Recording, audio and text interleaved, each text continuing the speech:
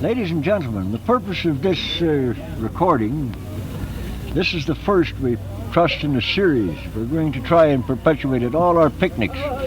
That is to record the voices of the members, the place of their birth, the time they came to British Columbia, and any other pertinent facts that they wish to contribute. This afternoon, the first person we're going to interview is Mr. Reginald Howe, Vice President of the Oldtimers Association for 1955. Mr. Howe, where were you born? In Market Raisin, Lincolnshire. In what year? Oh my gosh, 1878. 1878. When did you come to Canada, Mr. Howe? 1896. Where was your first stop in Canada? Boissevain, Manitoba. Boissevain, Manitoba. And from there? To Calgary in 1990, the fall of 1896. And stayed there until November 1900. And from there I proceeded. Well, I was in British Columbia in 1897 for a trip, Revelstoke, and in 1900 I went to Vancouver, December 1900, and arrived here in Nelson the last week in December of 1900. 1900. Where were you employed at that time, or what was your business? Hobo. Well, that's a very common application. Hobo then and still. Well, I came here really to start a business called the messenger service. Nelson Messenger Service, I remember it well. Electric Dispatch Messenger Service. Yeah. So do I remember it well.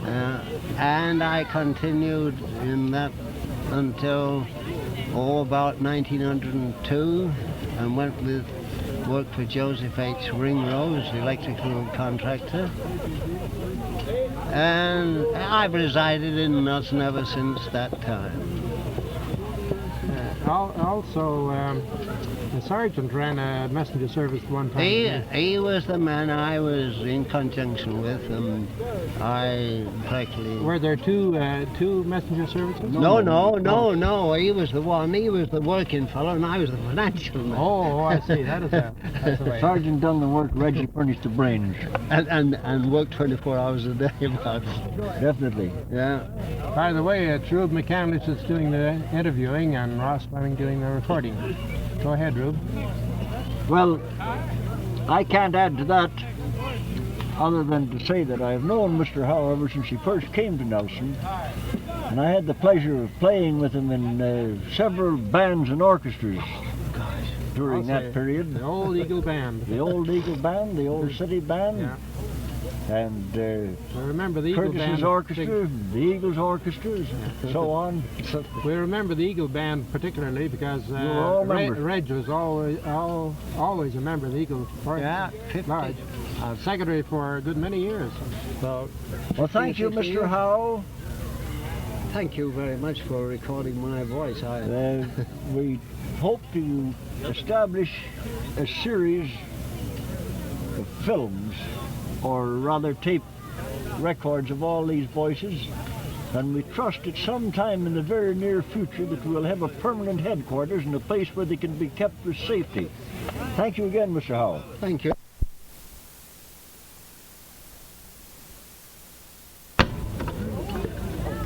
On.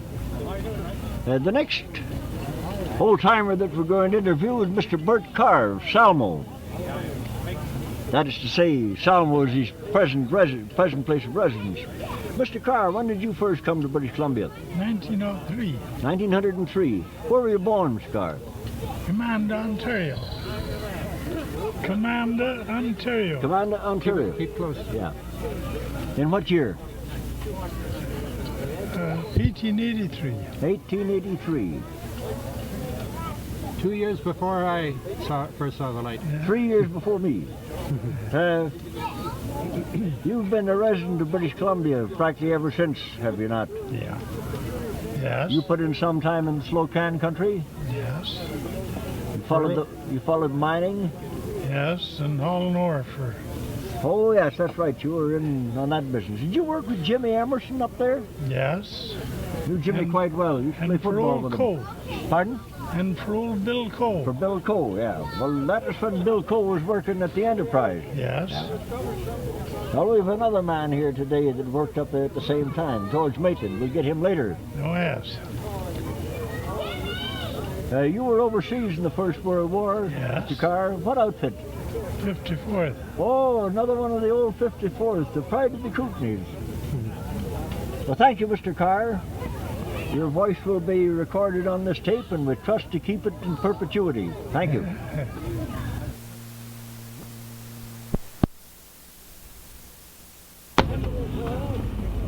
The next old-timer we're going to interview is Mr. George Maitland of Salmo.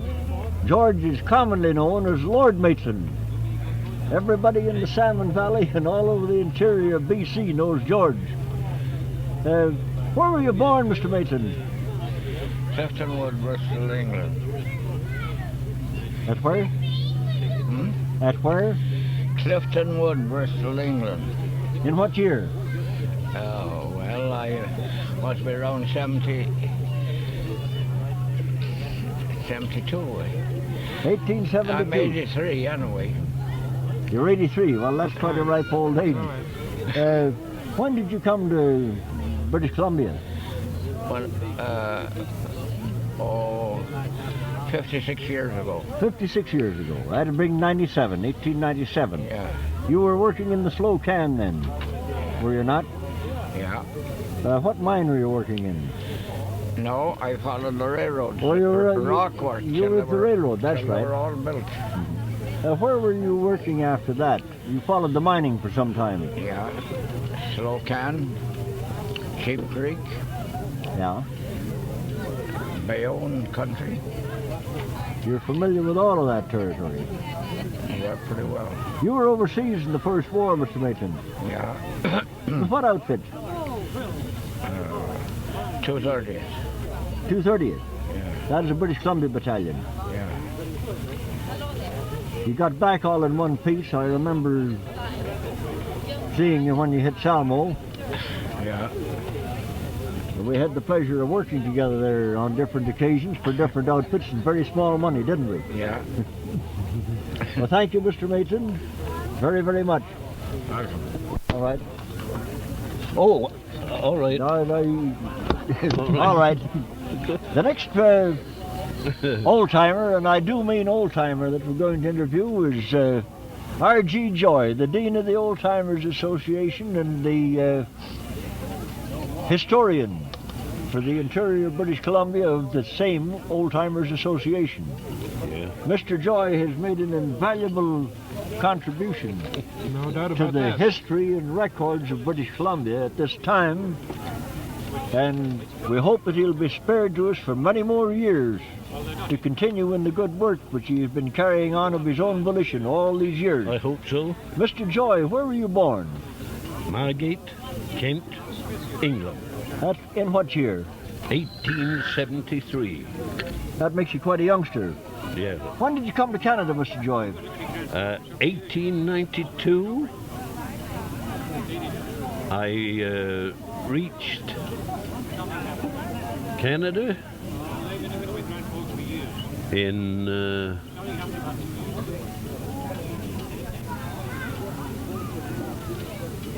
March. And I'll tell you a little story, my boy. Yes? Coming up the St. Lawrence, you know, I came out as an immigrant and I slept in hammocks on deck. And they picked me for to cut my hammock. And my hammock went down on the deck and I went down. And I said to myself, and great was the fall thereof. Well, you weren't Wait quite- a minute now. And when I went up on deck, I was thinking about it last night. The steward was holding forth to the big company of all nations, all nearly every nationality under the sun, and Hungarians and Russians and one thing or the other. And he put his arm up and he says, "Gentlemen, ladies and gentlemen," he says, "look, he says. This is the promised land, the land flowing with milk and honey. See, he says, they've so much milk here, it's all running over the tops of the mountains. That was the snow. Yes, go ahead. That was my first welcome to When Canada. did you reach British Columbia, Mr. Joy? British Columbia?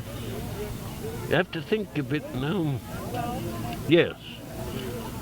March 1893. Where were you located then? Neepawa, Manitoba. No, I asked you when you came to British Columbia. I wasn't located at any place when I first came. I was traveling. Well, you were something like... He was another one of those hobos. No, yes, I was.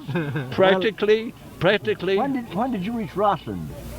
Rossland, 1894. 94, same Yes. year as my father and my brothers. Is that so? Yeah. Yes, I used to have talk with Billy about his old stagecoach. You were in the bakery business in Rossland. Yes. You started the first bakery. What is the name of the street where you started the Sourdough Alley. bakery? Sourdough Alley. Yes. Named after his No. dough. No. Well, sourdough bread was good bread. We used a little sourdough in the bread because the sponge used to freeze at night. And we need something with a good kick in it to make it raise. I can make the best sourdough hotcakes you ever tasted. Yeah. That's they use sourdough instead of yeast, don't they? Quite often. Oh, yeah. When did you come to Nelson, Mr. Joy? In Nelson, when I came to Nelson in the spring of 1893. Spring of 1893. Oh, Yeah. you were in Nelson before you were in Rossland. Oh, yes. Oh, I yes. see. It was the lure of gold that took me to Well, Rossland. when did you return to Nelson then? I'll put But it he that got his way. pockets full of gold. He came back to Nelson. Well, I was in Rossland, let me see, for about 8 to 9 months.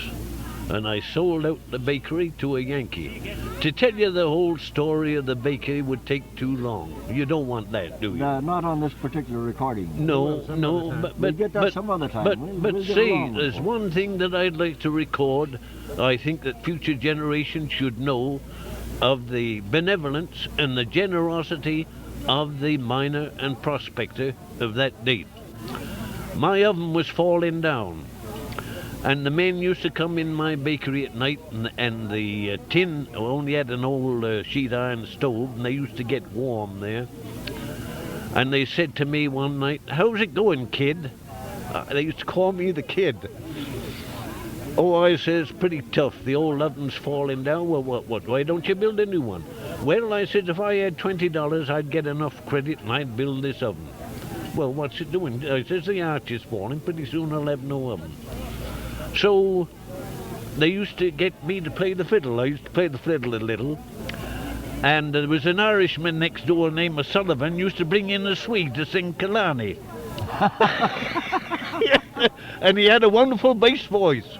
And the men, you should have seen those men listening to it. And by the by, I had Harry Mansfield, another old-timer, come in there. And he says, "Can you play some jig tune?" And I had a little jig book and I played it. And I met him 5 years ago and he reminded me of that tune. I went to bed that night. We slept up in the rafters and had a little ladder to crawl up to the bed, and we flopped over. When I got up in the morning, I started to sweep out, and I found 2 $10 bills on the floor. I says to myself, how come? I opened the door. There was a miner passing the door. Says, what are you looking for? I said, some of you fellas. I said, did you lose any money last night? Did you find some? I said, yes, I found $20. Well, he says, you said in course of conversation that you'd like to get $20. He says, we gave you that $20 in appreciation for that warming us up before we went to bed. Now, what do you think of that now? Eh? That is all right. Isn't that a good story? Well, you came back to Nelson when? Came back to Nelson. Hello there. It would be that. How are you? I thought this was the beer tent. No, That's just at the back, immediately, I'm telling- immediately at the back. You'll never tell a story on tape too. Mr. Lomax, gentlemen, Oh, another. I know Mr. Lomax Oh, quite yeah. well. Yeah. He's all right. Oh, you go ahead with your story. Now. When did you return to Nelson to make your residence? Return to Nelson? Oh, then. me see. The fall of 1894. 1894. Yes. And excuse me for the stories come back to my memory. There was a typhoid epidemic in Rossland, and I was sick, but I didn't know it. But the others sick, 4 and 5, died every day. The water that came down Spokane Creek on Spokane Street, the sanitary arrangements were all on the bank of the creek, and everything went into the water. And when we took the water out of the water hole, we had to let the water settle before we could make the bread. No wonder we got typhoid fever. Dr. Arthur told me, says, George, if you drank beer, you would have escaped it. I says, how? Well, he says, Paddy Murphy made his beer with a spring that came out of the rocks, on which now, ladies and gentlemen, if there's anybody going to listen to this, is the church that Paddy Irwin commenced. They bought the brewery to begin the church, and part of that brewery is in the church today. That is the Reverend Henry Irwin, Father Pat. Father Pat, Father yes, Pat. yes. I heard him read the lesson at church on a Sunday, and he had a black eye, been in a scrap with somebody, and I says, gee, I says, if he saw that in the old country, that'd be quite a shock. And I found out he'd been playing with the Nelson boys down in rugby. Rugby. I saw the game. Did you? Well, isn't that wonderful? Saw him get the kick. Yes, yes. Oh, he was a fine old chap. I could tell you all kinds of stories about Well, Father now, Pat, but you, all right, go ahead. What did you follow when you first came to Nelson? Now, when I came to Nelson from Rossland, there was an old man on the train named Sherwin. He was a Yankee. When he Paddy Sherman? No, Sherman. Sherman, oh. S-H-E-R-M-A-N. And he was a great old man to argue about the Americans and the English. But however, we were pretty chummy. And the man said to me, look after this old man, George. I said, what's the matter with him? He's pretty sick. See that he gets on at the hospital tonight. So I looked after him, got up to the Stanley house, and asked Mrs. McDonald, the landlady, to send him to the hospital. The next day, I got up, my nose was bleeding, and I went out into the parlor, and Mrs. McDonald came in. She says, you're sick. Am I? I says, yes. My temperature was 104. I was put in old Ed Traves's buckboard in a bar chair. Orange paper was stuffed up my nose. And then Dr. Arthur says, you better go to the hospital. I says, I don't want to go to the hospital. I says, I got $300 in my pocket, Doc. I says, big golly, I says, haven't you a home you can send me to? Yes, he says, I have a nurse. His ears picked up just like a donkey's. Yes, he says, I have a nurse, he says, Mrs. Muir. You can go to her home. She'll look after you, George. Well, I says, here's my money. I says, you look after that. He says, I will. Well, I'm not going to give you the details of the sickness. I won't even tell you about the grief. No. Well, do you want it? Oh, well, that's all right. Eh? This is the old what is it? Grandfather house, you know. Yes, I out know. on Chatham Street. I know it. Yes, and Mr. Muir Jr. built that house. And there was a little shed roof house at the back. At the Big time. cherry orchard. Yeah. And the first cherry trees planted in Nelson. Fred Hurry's ranch was across the road, and Fred tried to get me to go and be a dairyman, but I objected. I didn't care about being when I got well. But I was sick, and they put me to bed. And the doctor said that any money? I said, you got my money. I said, you know what that much that is? Yes. He says, have you got an insurance policy? I said, yes. I happened to take out $1,000 at the sawmill. I worked at the Nelson sawmill before that. And I felt pretty hot one night. And I said, gee, I wish I could cool off. And in my mind, I says, I'll go get up so nobody'll see me, and I'll go down to the lake and I'll get cooled off, come back. That's how I remember that as well as if it was yesterday. And when I got on the stairway, I saw a couple that shouldn't be spooning. They weren't practicing for Romeo and Juliet, but it was very similar. And I got to the bottom of the stairs and I looked around and I said, somebody will see me and I'll get into trouble. And I went back to bed.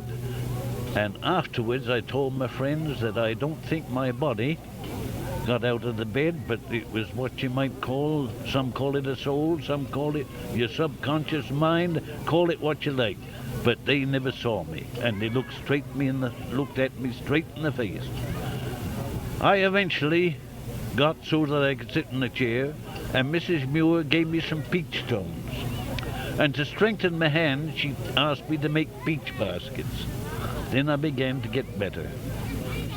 And I went to an old cabin that Billy Coles and I had built previously, and I just had enough to buy a little bit of grub, and I still owed Dr. Arthur $50.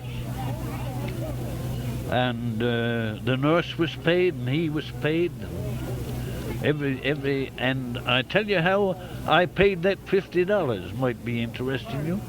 I used to watch Dr. Arthur's house going downtown, and one day I saw a load of wood drop in. So I went and asked if I could split it up, and they said yes, certainly. And I paid for that bill in splitting wood and digging garden, etc., till I paid him. And Doctor said he never had a patient of that kind in all his experience. Excuse me talking about so much about myself, but it just to give you an idea of how we had to struggle in those days. That is the purpose of this interview. And I want to speak about the kindness of the young old-timers. Most of them were boys that came from Ontario in the early days, and I was in the cabin and I wasn't strong enough to lift an axe. And the boys from next door came and cut my wood and seen that I had everything that I wanted, and of course I was very gracious.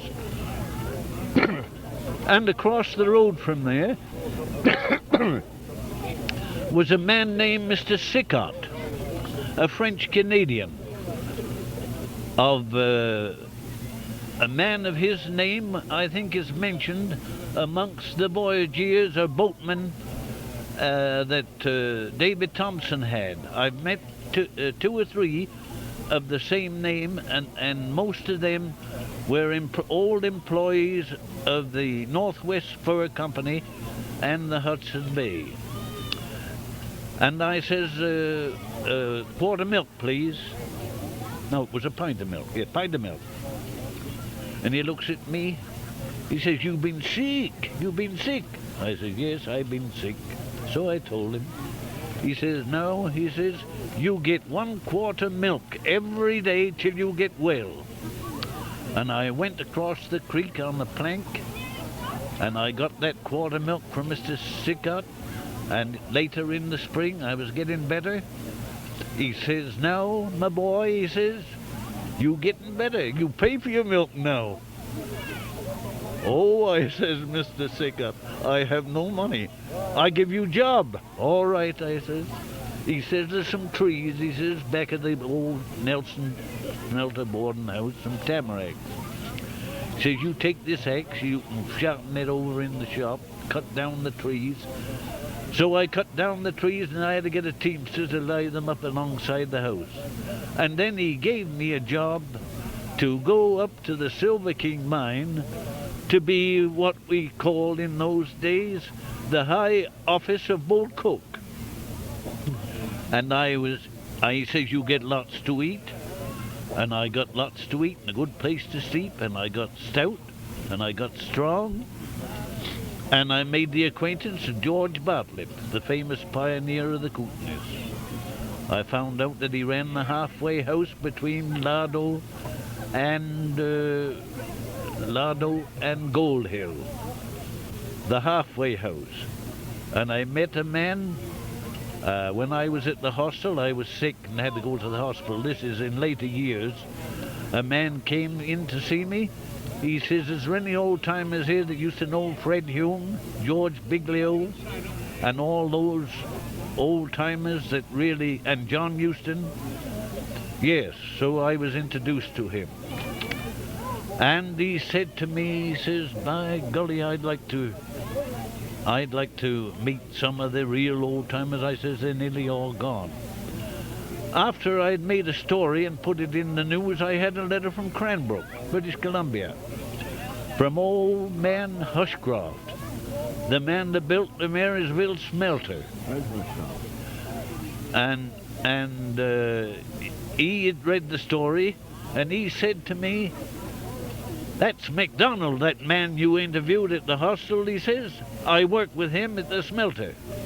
And this MacDonald was 75 years of age, and he was 88, and still working at his trade away up at Fort St. John in the Arctic Circle.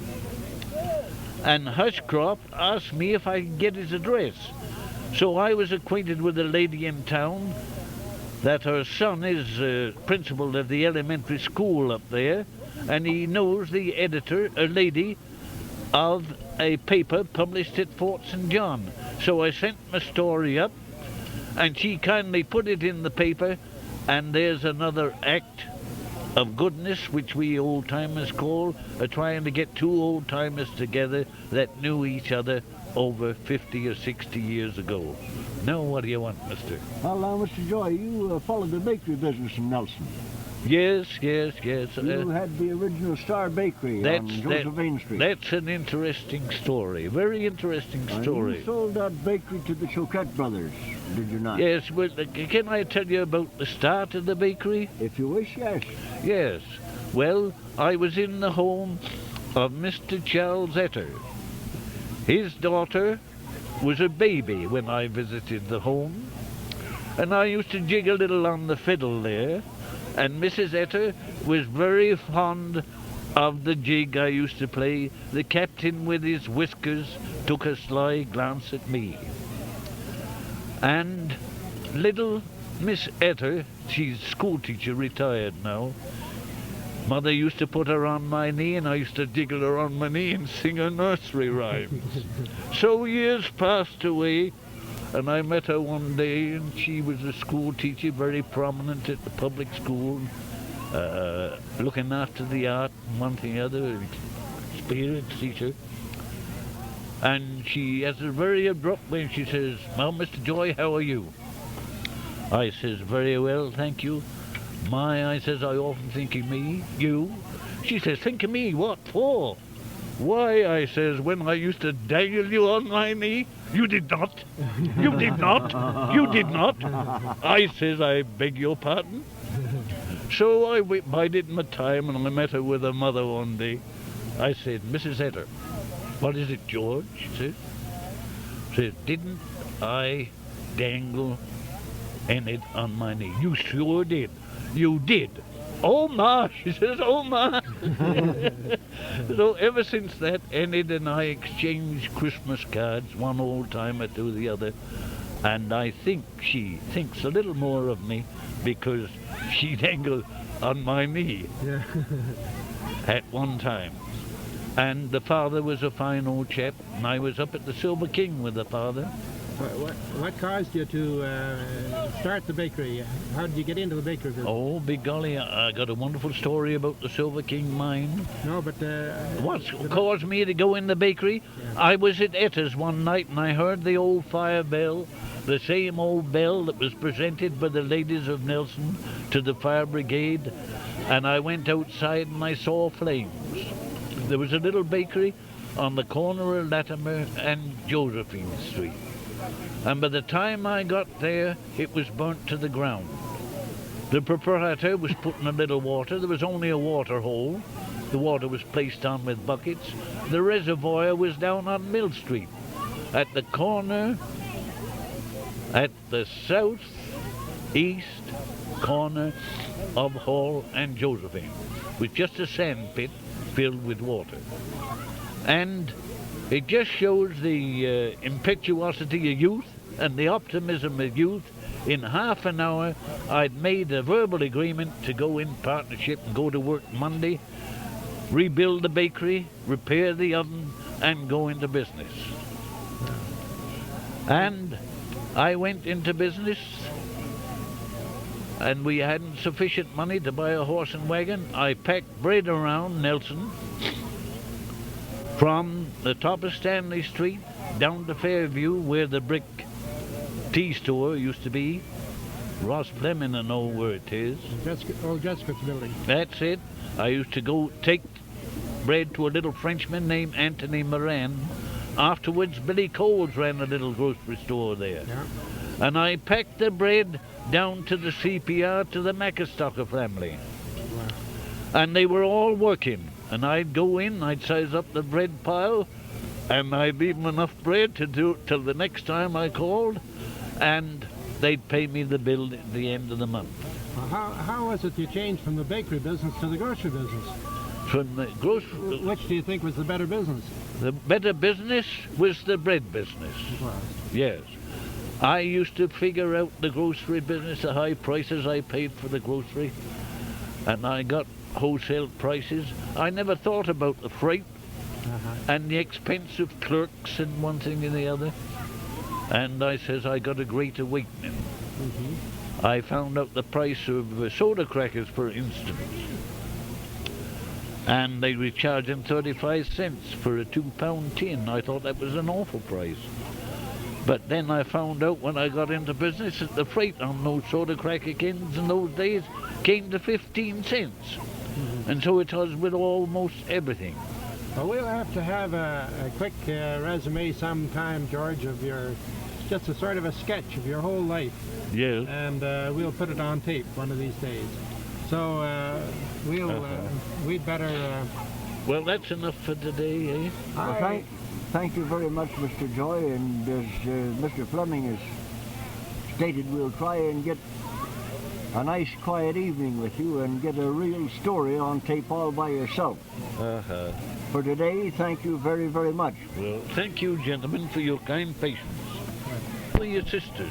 Well, my sister's fine. She's up in Cumberland. I was up there too last month. That's so. Yeah, and I remember your hubby. yes. My your father. And it is Wait a 19 minute, years this won't since, take a minute. 19 years since Yes. George passed away. And he says, I'll tell you a story, George, he says, about the 1st of July. Oh. He says, I was on the furnace, he says, at the Hall Mine smelter. Yeah. And he says, we all wanted a holiday. And we said to Barrett, the foreman, he says, I wonder, he says, you fellas couldn't shut down today, he says, and let us go downtown and see the sport. Barrett says, sometimes the furnace freezes up. I didn't know Said he didn't have to say any more, he says, we froze it up. Yeah. He says, we went on the holiday. What do you think of that? And you I told that to another smelter man, by golly, he said... an old George Waterman, you know, and that white horse. Yeah. Charlie. Yeah, Charlie. Charlie, yeah. Oh, and right in front of the Queen's Hotel. We'd follow him around, and we got 10 or 20 cents, and we were rich those days. Sure. He'd go along the street of the hat. Yeah. Gather up the nickels. So, He was certainly good to the kids. he sure was. No, he was our great day, you know, for Charlie. You know, the Reverend Graham said to me once, we were talking about Charlie Waterman. He says, you know, his mother prays every night that he'd become a Christian. Well, I says he does a lot of Christian work. He sure does. I want to bring Mrs. Tregillus in here. Well, I better get out of here then. I'm taking the whole... Oh, Yeah. sorry.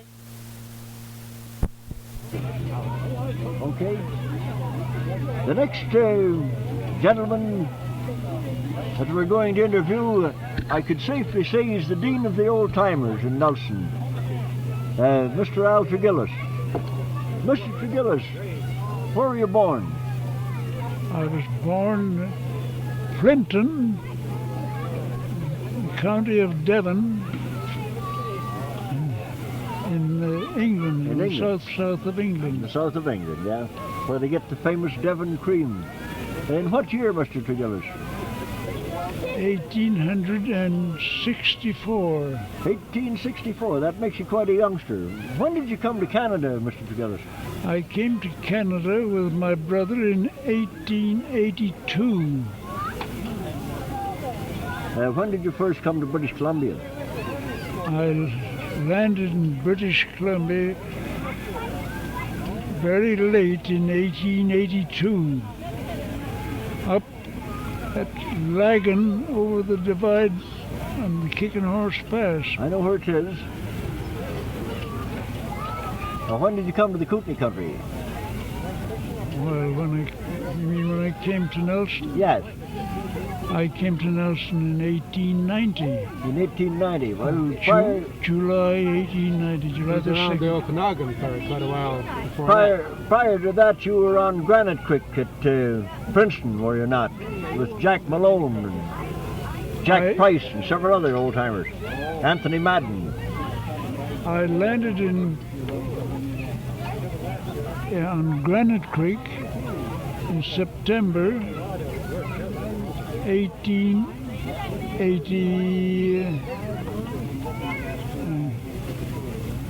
1885. 1885. Yeah. Then you reached Nelson in 94. That is a very important year, Al. I was born that year.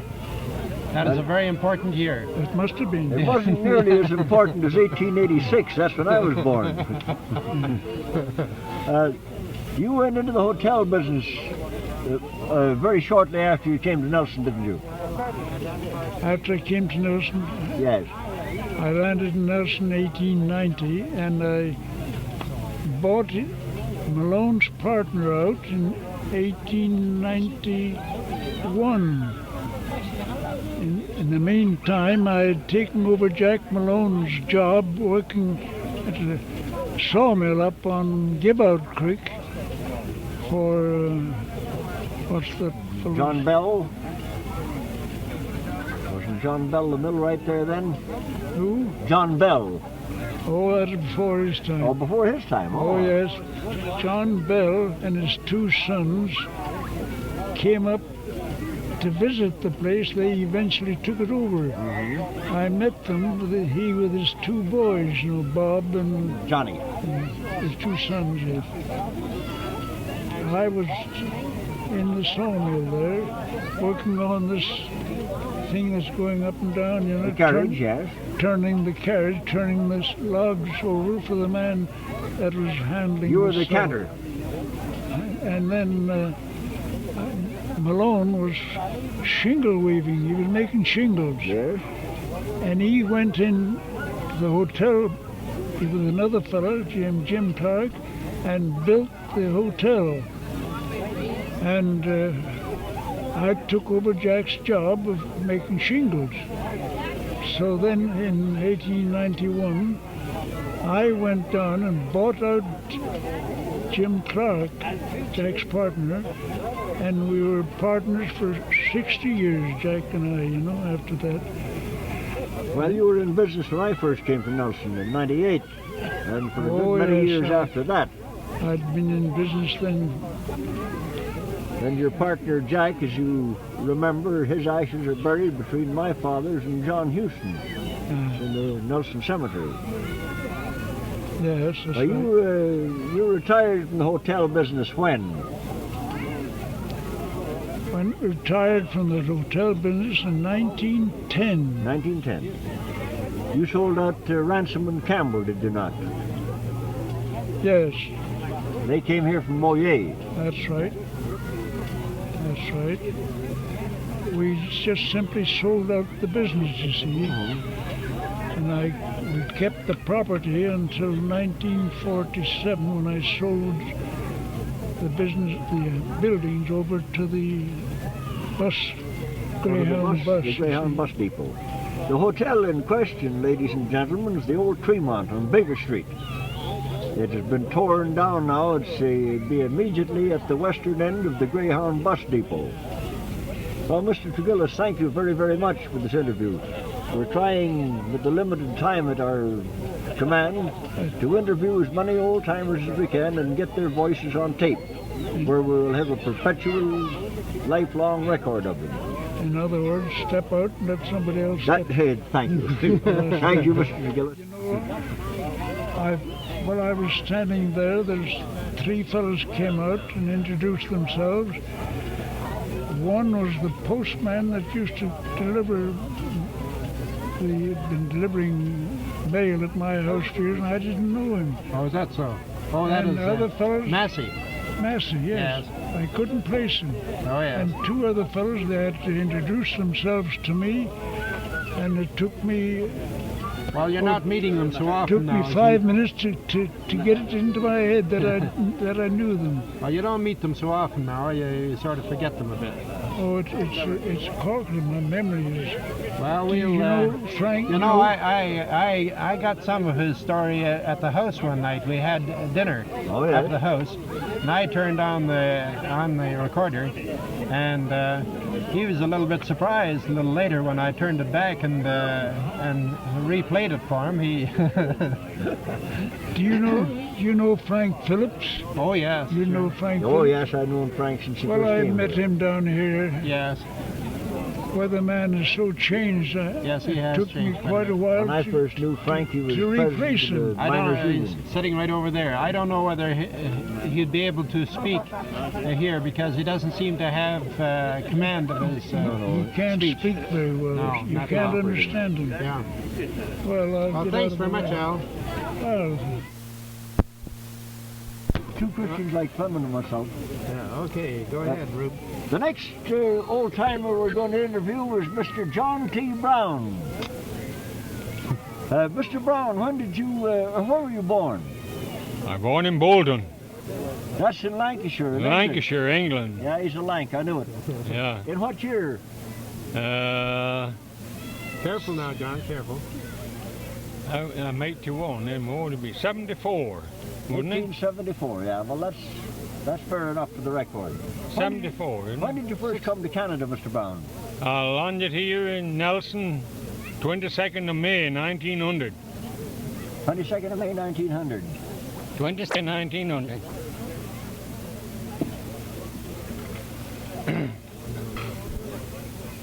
Where were you employed, Mr. Brown? I worked at all the mines around Nelson up to 1909. And then I started with the city and I put 40 years in on the city. You were in charge of the waterworks department Yes. of the city. You first worked under Jimmy Harris. Under then you Jimmy were Harris. Superintendent yourself. Yeah. Well, while you were, I remember myself, while you were working at the Granite Foreman, you used to ride horseback over the trail I to come sure- in and I- practice with the old Nelson City Band. I sure did. And played in the orchestra. Yes, I can remember that part of it, quite definitely. When I worked at the power plant, the Silver King, and did the same.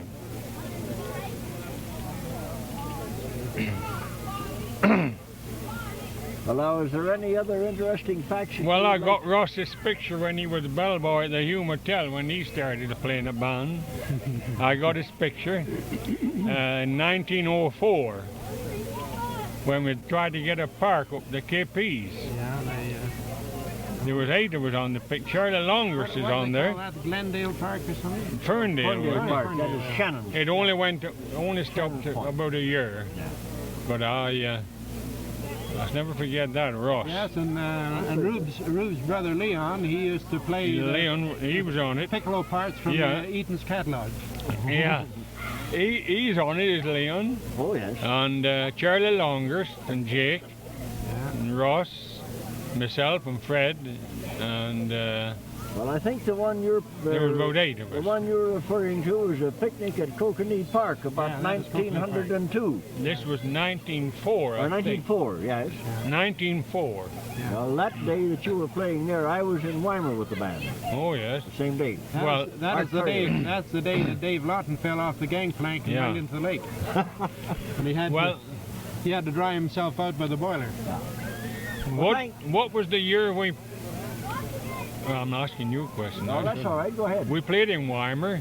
You played first 1903, in... wasn't You it? played first in Weimar in 1902, and you played there in 1903 and 1904. Yes, and all with us and give us the... Well, that is the first one, in 1903. I was in on that deal. The train used to come in Nelson that morning. And we went day before and played at the celebration. And then we played all night at the dance till the train come in the morning after and got on the train come back home. Tom Dunn played piano all night with a broken finger. Yeah. Got that playing baseball. Tom Dunn. Yeah. And I forget who. Was you on that? No, George Washington was one of the players on one of those We trips. played in the Miners Union Hall in Weimar. The Miners Union Hall. I was at the dance. Yeah. It was the Poorman mine that you used to work at mostly, wasn't it, in the early days? 54 years last New Year's Day since I started at the Poorman, Kenville. 54, it was, I started in 1900. How long were you at the Poorman? About 4 years. About 4 years, eh? Now there's something I don't know anybody else can show or not. There's my union cards. Yeah. There's Jim Wilkes. Jim Wilkes, I remember Jimmy Wilkes.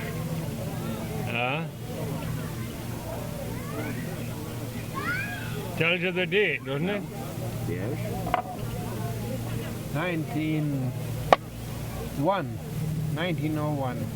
Well, it was New Year's, 19. This is a membership card issued in February the 7th, 1901, signed by Jimmy Wilkes, a member of the Western Federation of Miners. Yeah. Nelson Miners Union number 96. That's Jim Wilkes, and this is... It would be interesting to note at the time, ladies and gentlemen, that among the people present at the picnic today was the man who immediately succeeded Wilkes as Secretary of the Union. I refer to Frank Phillips. Well, Frank Phillips. That's his book. Yes. After about 1904, I think.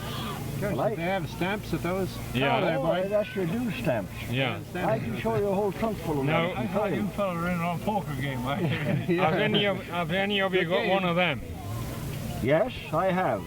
Not of that age, not of that date. I've got two since then. Yeah. And I can show you That's two. 1901. I can show you two from Trail.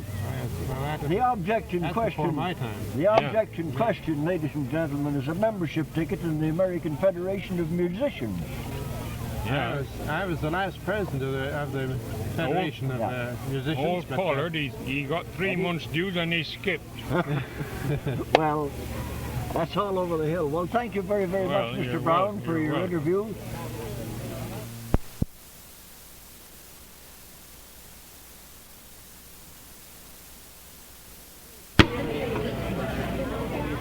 The next old-timer we're about to interview is Mr. Stanley Smith, one of our aldermen on the present city council.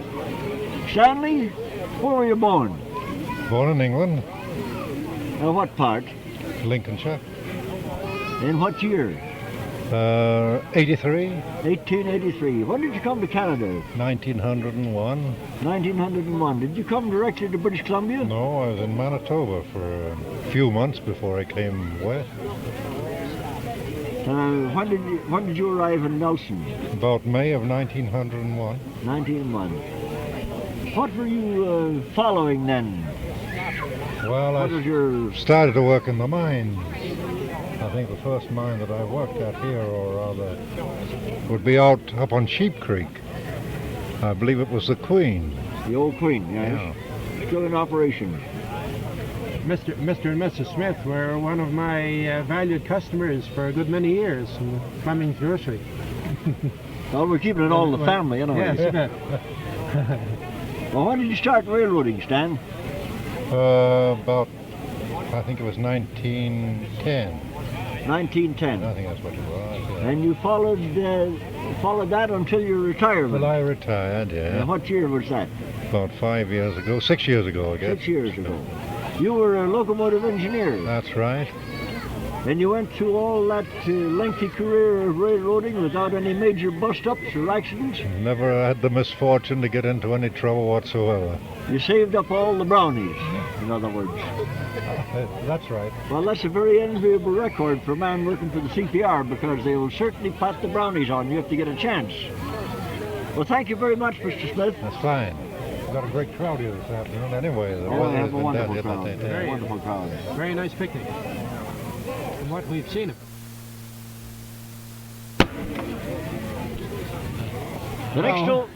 The next old-timer we're going to interview is Mr. Phil Rahal. Phil's one of our old-time blacksmiths. A trade, unfortunately, that's rapidly disappearing. He should shoot my horses for a good many years. Where were you born, Mr. Rahal? Stormont County, Ontario. Stormont? Cornwall, Ontario. Oh, Cornwall, Ontario. I thought you were one of those Stormont, Dundas, and Glengarry Highlanders. That's right close to Dundas. That's what I thought. What year were you born, Mr. Rahal? In 1873. 1873. That makes you quite a youngster. Yeah. When did you first come to British Columbia? In 1899. 1899. You came directly to Nelson? I come direct to Nelson and I went over across the line and I put in one summer down in Idaho. Down the Coeur d'Alene? No, down on the Clearwater Railroad. On the Clearwater?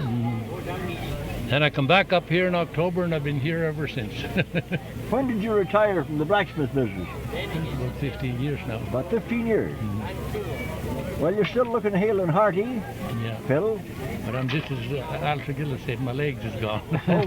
we all, that catches up to all of us in time, but we hope to have you around with us for a good many long years yet. Thank you very much, Mr. Rahal.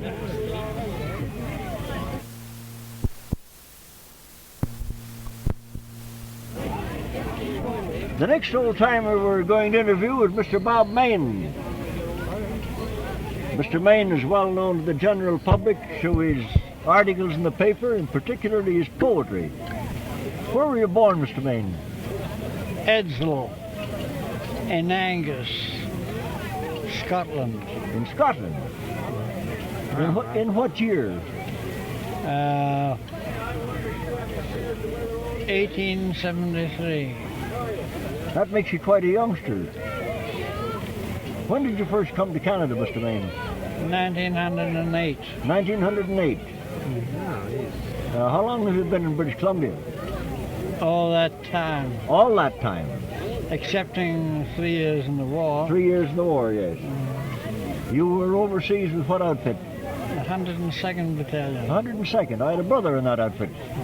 Clarinet player in the band. You resided at South Spokane for a great number of years. Bonington. Pardon? Bonington. At Bonington. Well, there's a differentiation there, I know. If you tell a man from South Spokane he comes from Bonington, he'll want to lick you, and vice versa. You were in business there for some time. I kept a pop in. Yes, I remember the place quite well. You've been retired for how long? Let me see. I used to work on the foreman on the highway.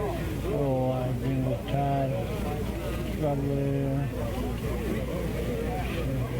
Speak right into the mic, will you? 15 years. About 15 years, I guess it is. 15 years, yeah. Well, it doesn't seem that long. No. Well, you haven't retired from writing the odd piece of poetry and you had a very nice one like today on the Oldtimers, on the editorial page. Gosh, I didn't notice that. Oh, today. you don't want to Well, overlook that. well, gentlemen, I'll... Can you recite something right off the bat for us? I'd rather like to tell you that my 2 books are to be included in a volume of Canadian literature. Well, that's fine. And who is the publisher? well, there's a professor of English at BC University. Oh, that's so. UBC. Well, that's very, very interesting, and I'm sure that the book's well worth reading. He even asked me if I had any more books. You Well, know, that's a boost. Rube, one of my boys was the pallbearer for Bob's son when he was buried in Nelson. Oh, yeah. Wallace. I was quite pleased that the family was honored, although it is a sad occasion. Yes, so. Well, Yes, he graduated Toronto University.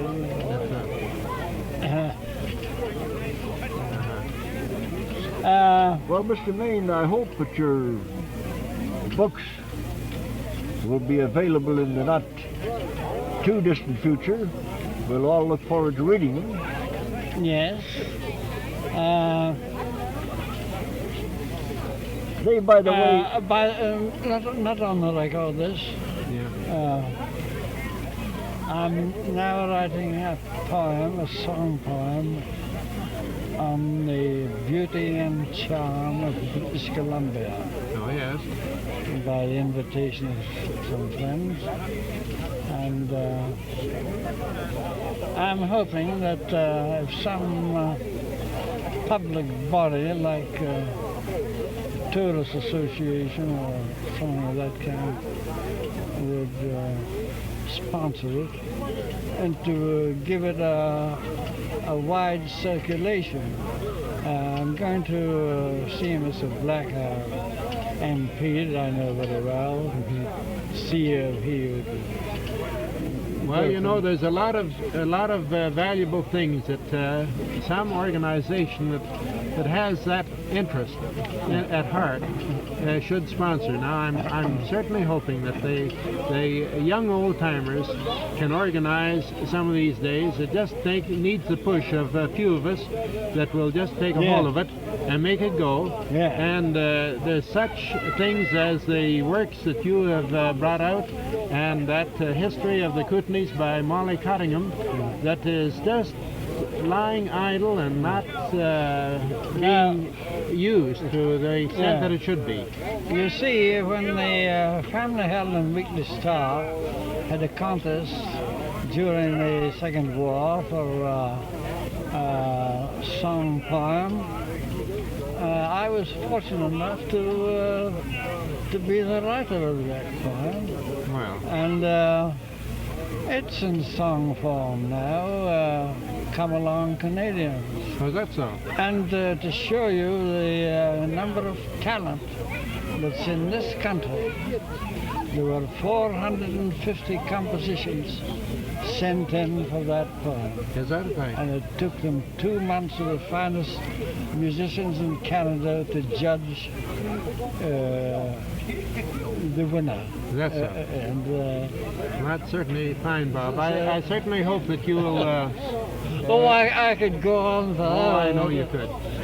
For instance, in the First War, I was congratulated by Douglas Haig for creating a vegetable and flower garden right in the camp. Well, that's not boasting in the least, because we know the value of your work, and we certainly hope that in your lifetime that you'll reap many hours of pleasure from the good wishes of your fellow countrymen. I thank you. Thank you, Mr. Main. Thank you.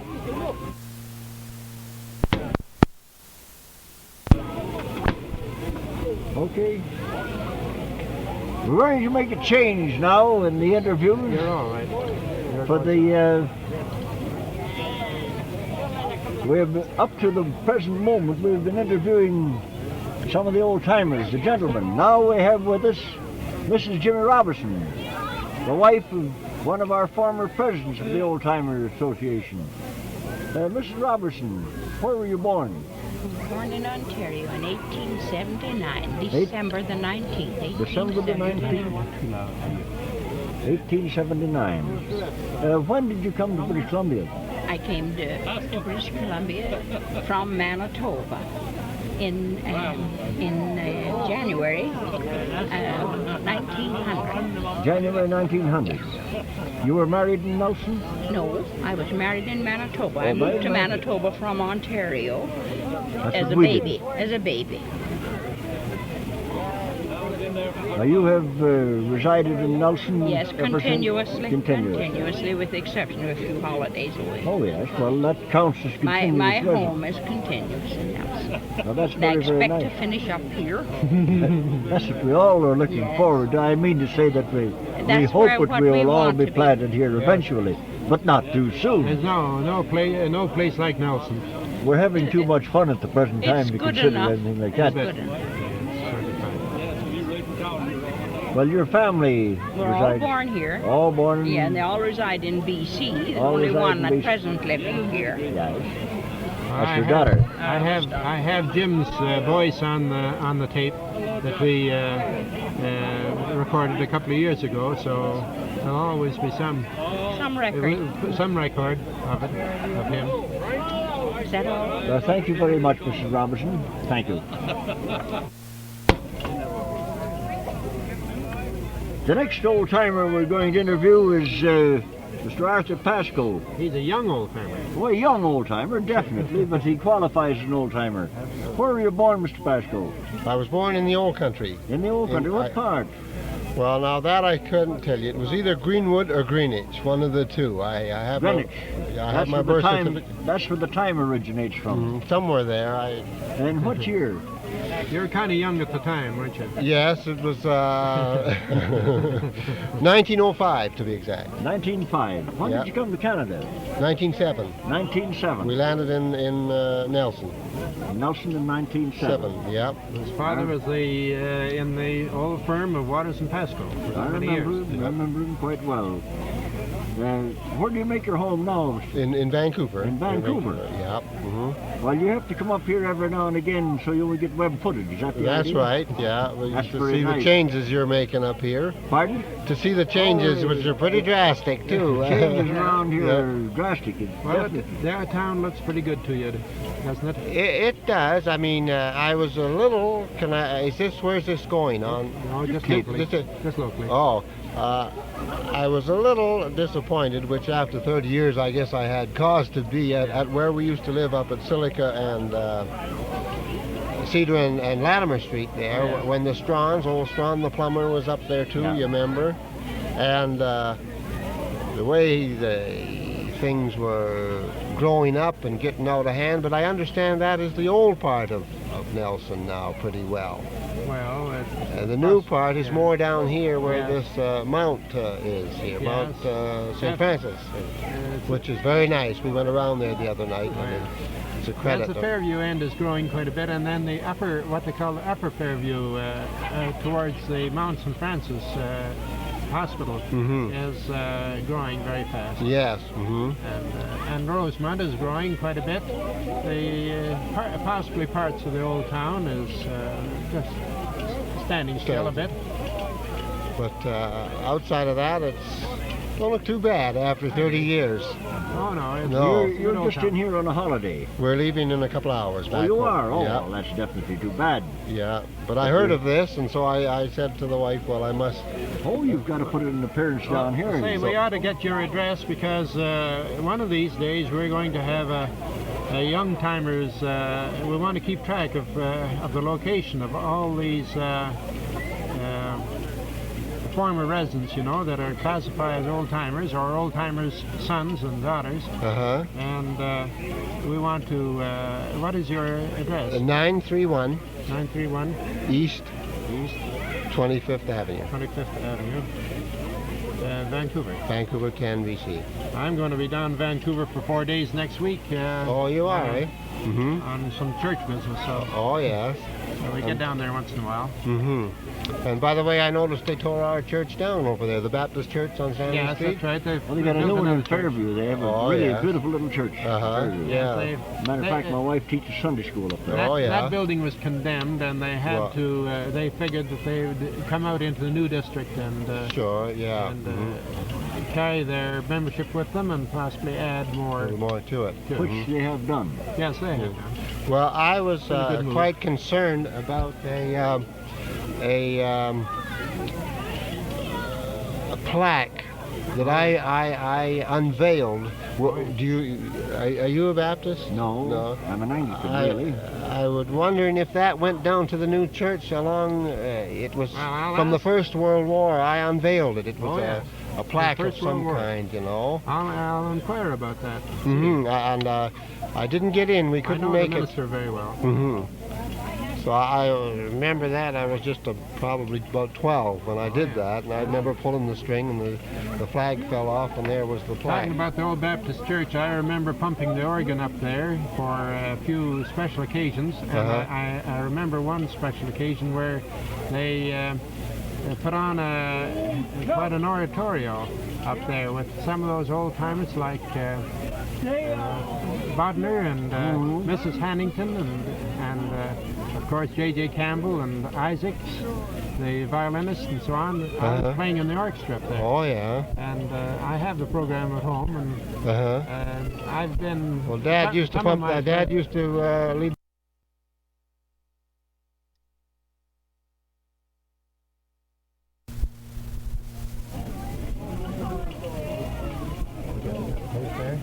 Yes, you're picking up.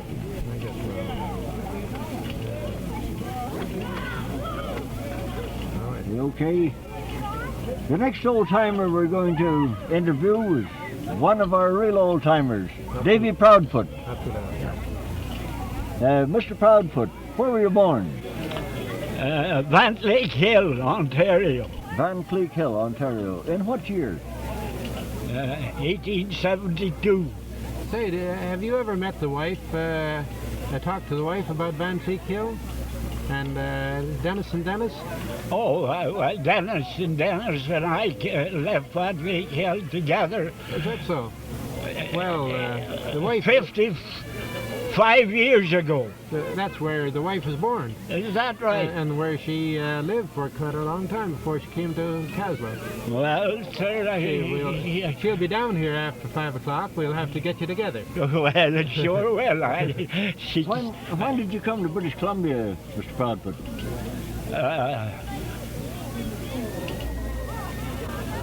British Columbia. 1897, wasn't it? 1897. 97? Yeah. I remember that. My wife came the same week. Is that so? From St. Paul, Minnesota. I see. And this was the That's where my wife was born, St. Paul. This is the melting pot, eh? Yeah. Well, you've been a continuous resident of Nelson, Mr. Proudfoot, ever since then. I never left here any more than a little jog out. I never had enough money to get away, and I'm glad I didn't. Absolutely. That's been the trouble with a lot of us, although we can't complain over the fact that we did stay here. Yeah. Well, your family is all grown up here in Nelson, all living here at the present time, aren't they? No. I've got one daughter married in Calgary, the oldest girl, 50 years of age now. Wow. And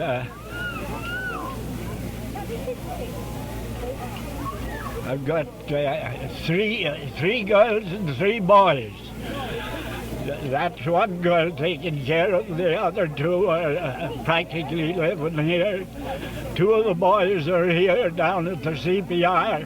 The middle boy, Jimmy, he's all over creation. He's a diesel engineer. Oh, yeah. And he works a while, and while he wants to see the country somewhere else, and he's somewhere else. The fact of the matter, we've only heard about once every couple of years from him.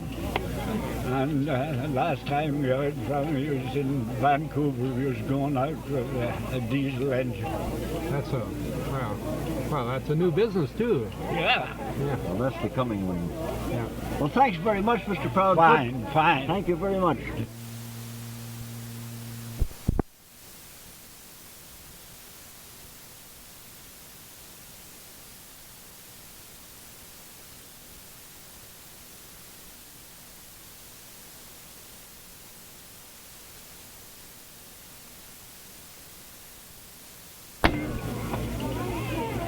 And the next old timer we're about to interview is Mr. Ed Boyce. Ah.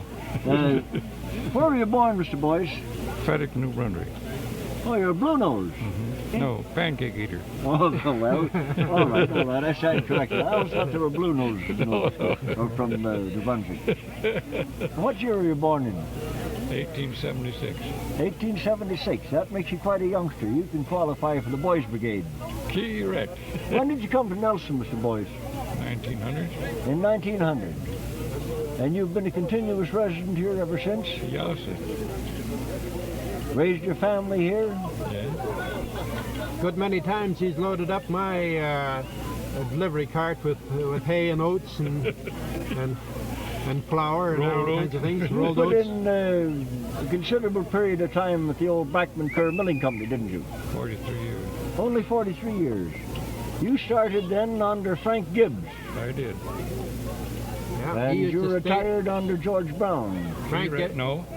George Brown, I tried on a fellow named Bowlby. Oh yes, that's right, Les Bowlby. You retired under Bowlby. Frank Gibbs used to stay at the Hume Hotel. Franklin Burgess Gibbs. I can remember him. It gave me quite a shock. He had the jaundice, the yellow jaundice, Yes. one time. Yes. And he went down south. But after he got married, he didn't have the jaundice. Oh, he didn't, eh? No. That fixed the jaundice, eh? Well, we'll have to recommend that a cure for jaundice. That's an idea. Well, thank you very much, Mr. Boyce. Okay. It's a pleasure to be able to record your voice.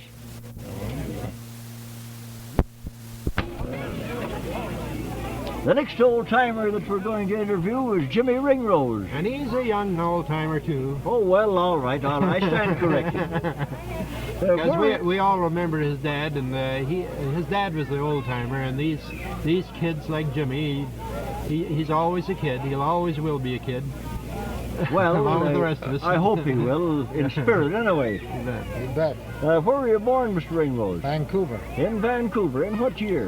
In 1899. 1899. Oh, you're quite a youngster. I was going to say you wouldn't be quite dry behind the ears yet, but I guess you are. The Ringroses were great customers of mine, too, one time. Back quite a number of years ago. When did you first come to Nelson, Jimmy? Well, I couldn't tell you that. I was too young to remember. Oh, I see. Well, probably a few months old. It would be around 1900 or 1901. Come on in. It'd be 1899. Come on in. Oh, you came in 99, Sure. did you? Oh, I see. Family was here before that. Of old-timers as they go along. Family was here Oh, before yes, that. yes, I remember. For the archives. I remember your dad quite well. I'll come back when you finish. Yeah. Okay. Well, you've been in the grocery business in Nelson. How long? 25 years. 25 years, since shortly after the First World War. Oh, 1930. 1930, huh? By gosh, the time runs around, you know. 1930 used to seem just yesterday. Of course, I was in the grocery business with Ross for a while, you know. Yeah, that's right. Oh, that's who you learned the fine points. And I've had a lot of fine boys as errand boys. There was Horace Ward and Erling Kraft and George Claryhugh. And they all stayed quite a time, too, because, of course, we were in business over 50 years, you see. 53 years when we quit. And a lot of these fellows got an introduction, at least, to the grocery business through being my delivery boys. They learned the value of putting their left hand on the scale and weighing it. Sure, that's right. They learned all those things. Well, now, since the proposed construction of this new bridge in Nelson has temporarily put you out of business, what are your plans for the future, Mr. Ringrose? Well, that depends on how much money I get out of the government. Well, here's hoping that you get a lot, Jimmy. If I get enough to re-establish, so I will re-establish. Yeah. Well, here's hoping. Have you had any idea of a location that you might get? Oh, yes. I see. Well, let it I be. hope that you get established to your satisfaction, because to be uprooted without any much choice of your own, well, it's a little bit drastic. It is. Yeah. A little bit drastic. Well, thanks very much, Mr. Ringrose. This will put your name on tape forever and forever, we hope. Is there any humorous episode in regard to your serious story that you could tell us in regard to your time in business? I can think of. No. Well, I think you have one on hand at the present time, and maybe that's enough for the time being.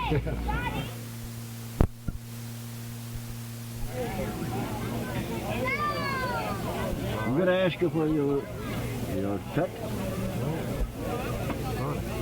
We have another lady, I can't say old-timer, young-timer that we're about to interview, Miss Mary Heddle. Miss Heddle, where were you born? Nelson? In Nelson. Well, now that's really something. In what year? 10. 1910. 1910. Well, Now, that's you see, very, I got it that part. very, very nice. And that's one honest young lady, you see. She can put that out and Well, I have put it too many friends in Nelson, so I have to be You honest. can't get away with anything. No. Well, that's the time the year we built our brick building. Yes, that's brick right. store, 1910. Well, he's got something in his own family records to correlate all these dates. You know. He can't get that's away right. with anything. Yeah. Now, you've been a continuous resident of Nelson ever since, Yes. and you're still engaged in the music teaching. Yes. That's very, very nice. And we trust that you'll continue in it for many, many, many years. Well, I do. Well, that, of course, is optional. Jiminy, they used to be customers of our store, too. Yes, we have a card you sent my mother. I'm beginning to believe that Fleming's store fed the whole populace here at one time. Well, we had a nice clientele over that length of time. Sometimes they moved to another location in Nelson, and that sort of made a difference. Well, now, Miss Hedl, have you any funny stories or hair-raising experiences? Yes, I have. There's a certain gentleman in this tent promised to take me for tea one day a year ago, and I haven't had that tea party yet. He didn't. No. He didn't do it. Well, I'll have to check up on my date book. Me? Yes. Oh, did you? I'm committed. Oh boy, it's you. We'll have to look into that. I thought I was in the doghouse, but it's you. You see, it was the Scotchman. I get caught up every now and again. Well, Thank you very, very much. Okay. Miss Hedl. You'll have to be more careful about your dates, Rube. I'm still going to get that tea party. Now we have another lady we're going to interview here. Would you tell us your name? Mrs. Hodgson. Mrs. Hodgson. Yeah. Now, where were you born, Mrs. Hodgson? I was born in the old country. Now, what part? In Lancashire, the Lancashire lasses from Lancashire. Oh, good. Did you ever meet John Brown over there? John Brown, oh, I've met lots of John Browns over there. A girl with a clog and shawl, eh? Yes. Sure. What year were you born in, Mrs. Hodgson? My born name? No, what year were you born in? Well, I was born in 1871. 1871. Now, when did you come to Canada? I came in 1903. 1900? No, 1907. 1907. Yeah. Did you come directly to British Columbia? No, I came to the prairie. Oh, you were on the prairie? I belonged to the bar colony. The bar colony? Oh, yes, yes. The bar colony came out in 1903. Yes. And they settled in Saskatchewan. Lloydminster was the place where they made for it when they came out. Mm-hmm. But they had an awful time on the prairie at that time. You see, all was sod. Yes. It all to be turned over. And these settlers had all the hard work. Surely. And my husband was one of them, one of the bar colony too. But I was married on the prairie. Now, when did you come to Nelson? I came to Nelson at the time of the Nasukin was launched. Well, that would be in... 1913. 1913, that's right. The Kootenays was launched in 1906. I remember that date. Yeah. Well, you've been a resident of Nelson ever since? Yes, yes, I've been in this valley all that time. Sure. 2 years ago, I took the first trip out of BC since I came. How does Mary call your grandma? Is that just a nickname that she's given you, or who? Mary Hedl? She calls you grandma. No, I don't own to that. No, I don't own to that because I'm not nobody's grandma. I ask them as I'm grandma to, but I don't like to be called grandma with anyone. Oh, I see. Unless I am a grandma. Yes, I see. Well, no. Of course, she means it for respect, you see. Oh, yes. It's the same as me. I get but called she never called me that. She always called me Hotsy. I get called grandpa by all the kids in the neighborhood. Oh, yeah, you do. Well, thank you very, very much, Mrs. Hodgson. There's some of them that I'd be ashamed to own, though. It's called me grandma. Oh, well.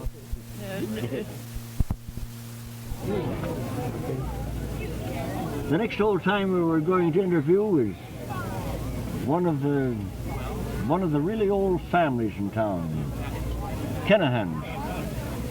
This one happens to be Albert, commonly known as Buck. Buck, where were you born? Born in what time do you mean? Or No, where? What city? Nelson. You were born in Nelson. In what year? 1895, November the 9th. 1895. That puts them back a piece. Yeah. Yes. When did your parents come here? Mother and the rest of the family came here in 1894, the year of the high water. 94. Yeah. My father.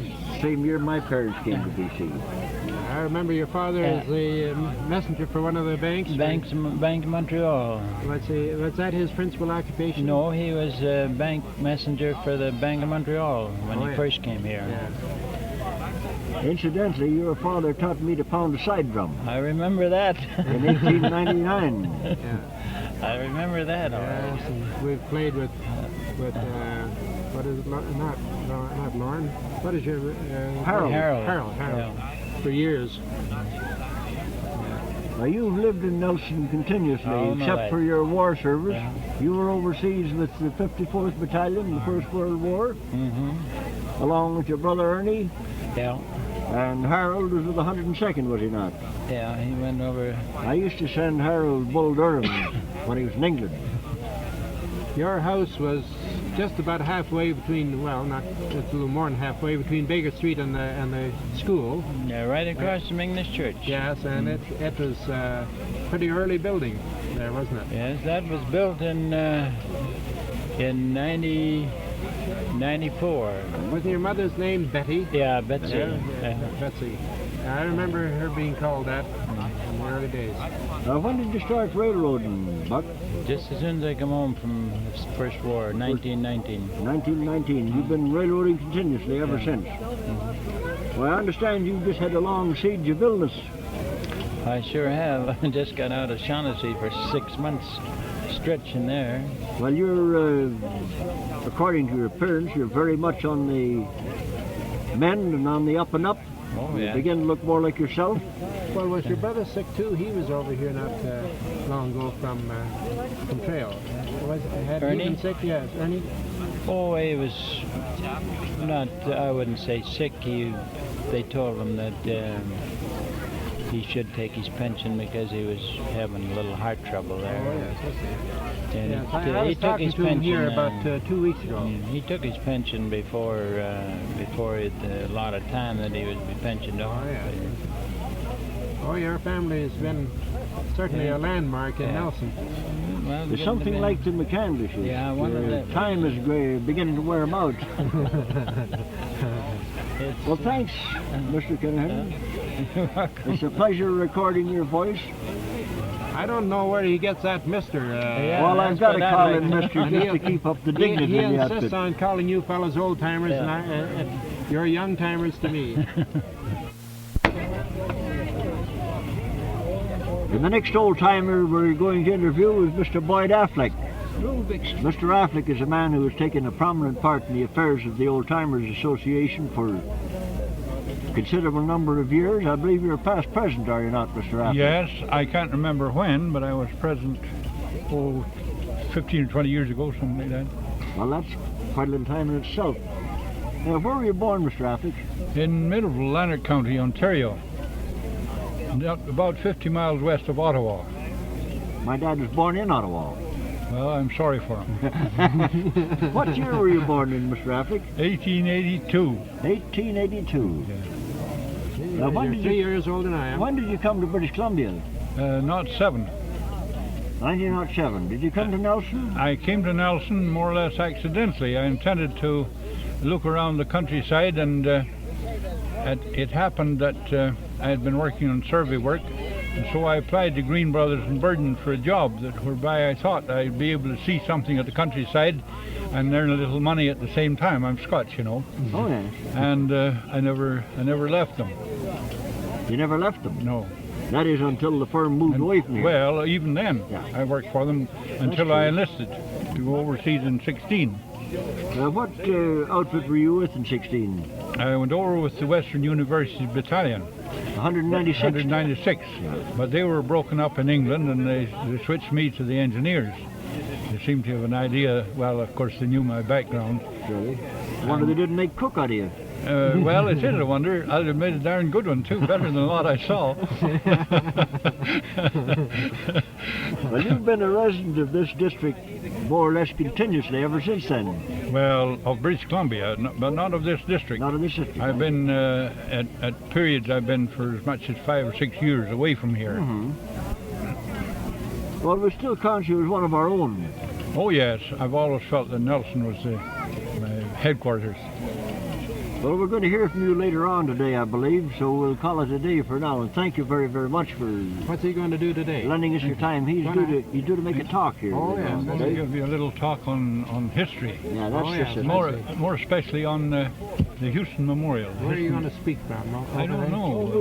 Kirby is looking after We'll have a loudspeaker right out there. Oh, I see. Yeah, that's what the other set up. Thank you. I thought you'd give me a worse going over than that. Oh, no. We're very lenient.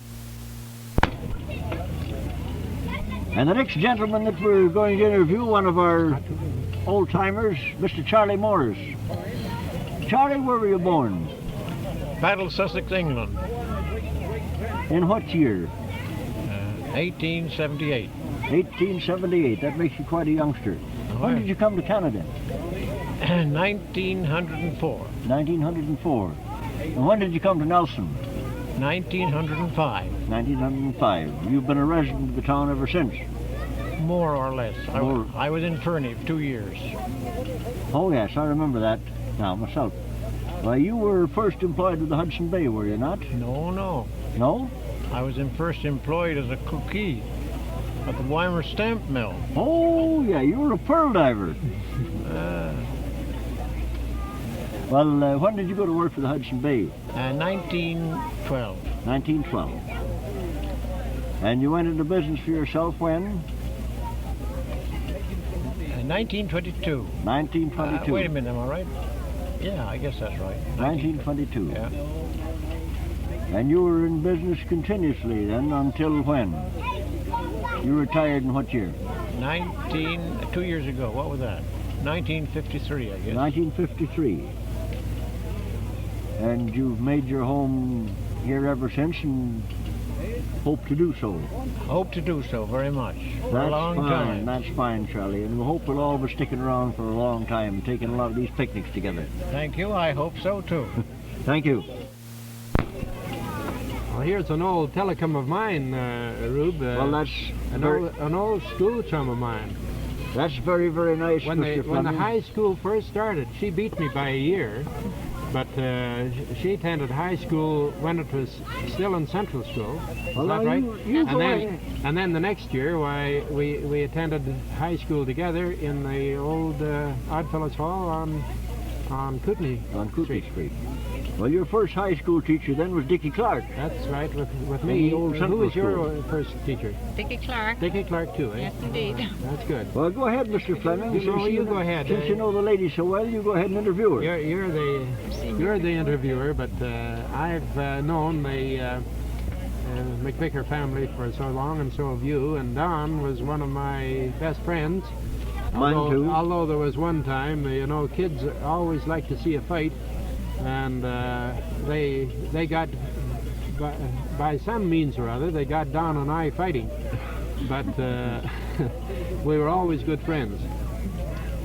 That was the favorite pastime in some of the early days, was to get somebody fighting. Well, now look, Ross, you've done all the talking. We're going to interview Mrs. Charlie Morris. Your maiden name was... Mabel McVicker. Mabel McVicker. That's quite correct. I wanted to hear you do it yourself. Where were you born, Mrs. Morris? I was born in Renfrew, Hants County, Nova Scotia. Oh, you're a hurling choker. Is that it? What year? 1884. 1884, 2 years before me. 86, Brandon. When did you come west? We came west in 1895 and settled in Nelson in 1896. In 96. A year before me. 2 years before me.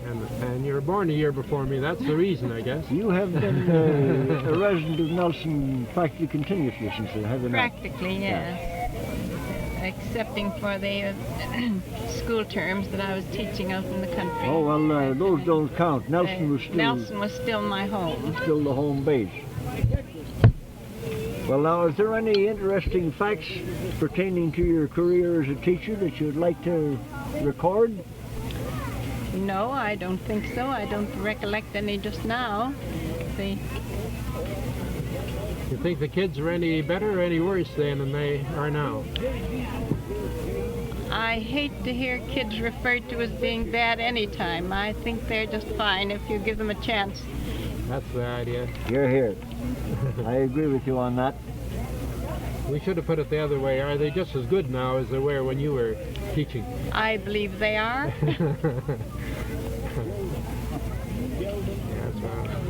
Well, it's been very, very nice being able to record your voice, Mr. Morris. We're trying to make a collection of all the voices of all the old-timers that we can get our hands on, so that when the Grim Reaper comes along with the snickersnee and picks us all off, we'll still have left our voices behind for posterity. Whether they will count or not, we don't know, but we think it's a very good idea. Well, I am glad then to have been recorded as saying I think the boys and girls are good boys and girls through all the generations. Well, now that's very, very nice, and we'll see that that is highlighted. That's the proper spirit. Thank you very, very much. The next old-timer we're going to interview is Mr. Stephen Bingo. Steve, where were you born? Born in Italy. What part? San Stefano del Sole. What year were you born in? In 1886. Same year as me? In 3rd August. When did you come to Canada? I come to Canada in 1903. 1903. In May 19. Did you come to Nelson directly? I come direct to Nelson. And you've been here ever since, practically? I've been here since I got here.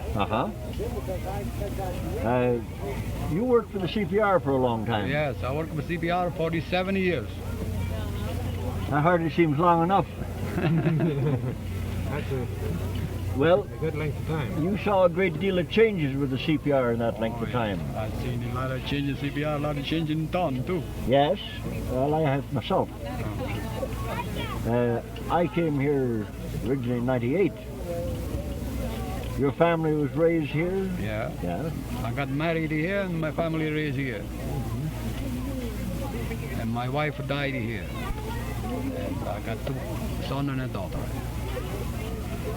Yes, I remember them both. And I know Joe particularly well. Your family too. Yes. I remember. Well, they've been thinning ours out, Steve, for a long time.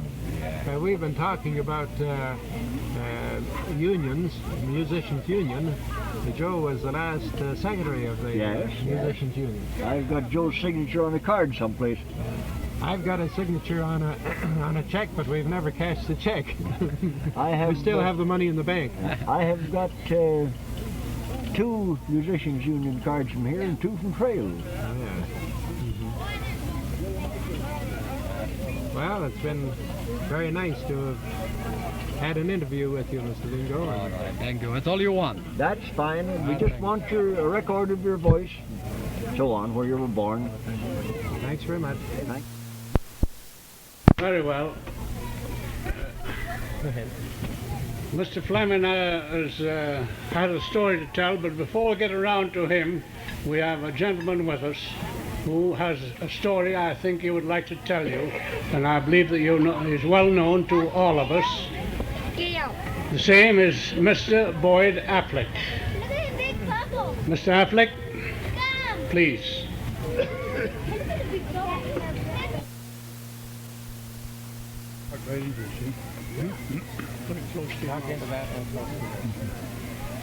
Ladies and gentlemen, this man Kirby is surely a model president. He gets other people to do all the work. We hope he'll keep on as our president for many more years. What I was going to tell you tonight is something that I know all the old timers, and I'm not talking to youngsters at all, will be interested in. We're all very proud and happy to think of our pioneer mayor, the man who more than anyone else was responsible for the incorporation of the city of Nelson and its ownership of all its public utilities, John Houston. He is very worthily remembered by his memorial on Vernon Street. Of late, we've been disturbed by rumors that our city council purposes to move that memorial to some less suitable place, we think. And it has caused a great deal of worry among all the old-timers who look back on Houston as a personification of Nelson itself. So I know that you'll be all happy when I tell you that it's not within the power of the City Council to do such a thing.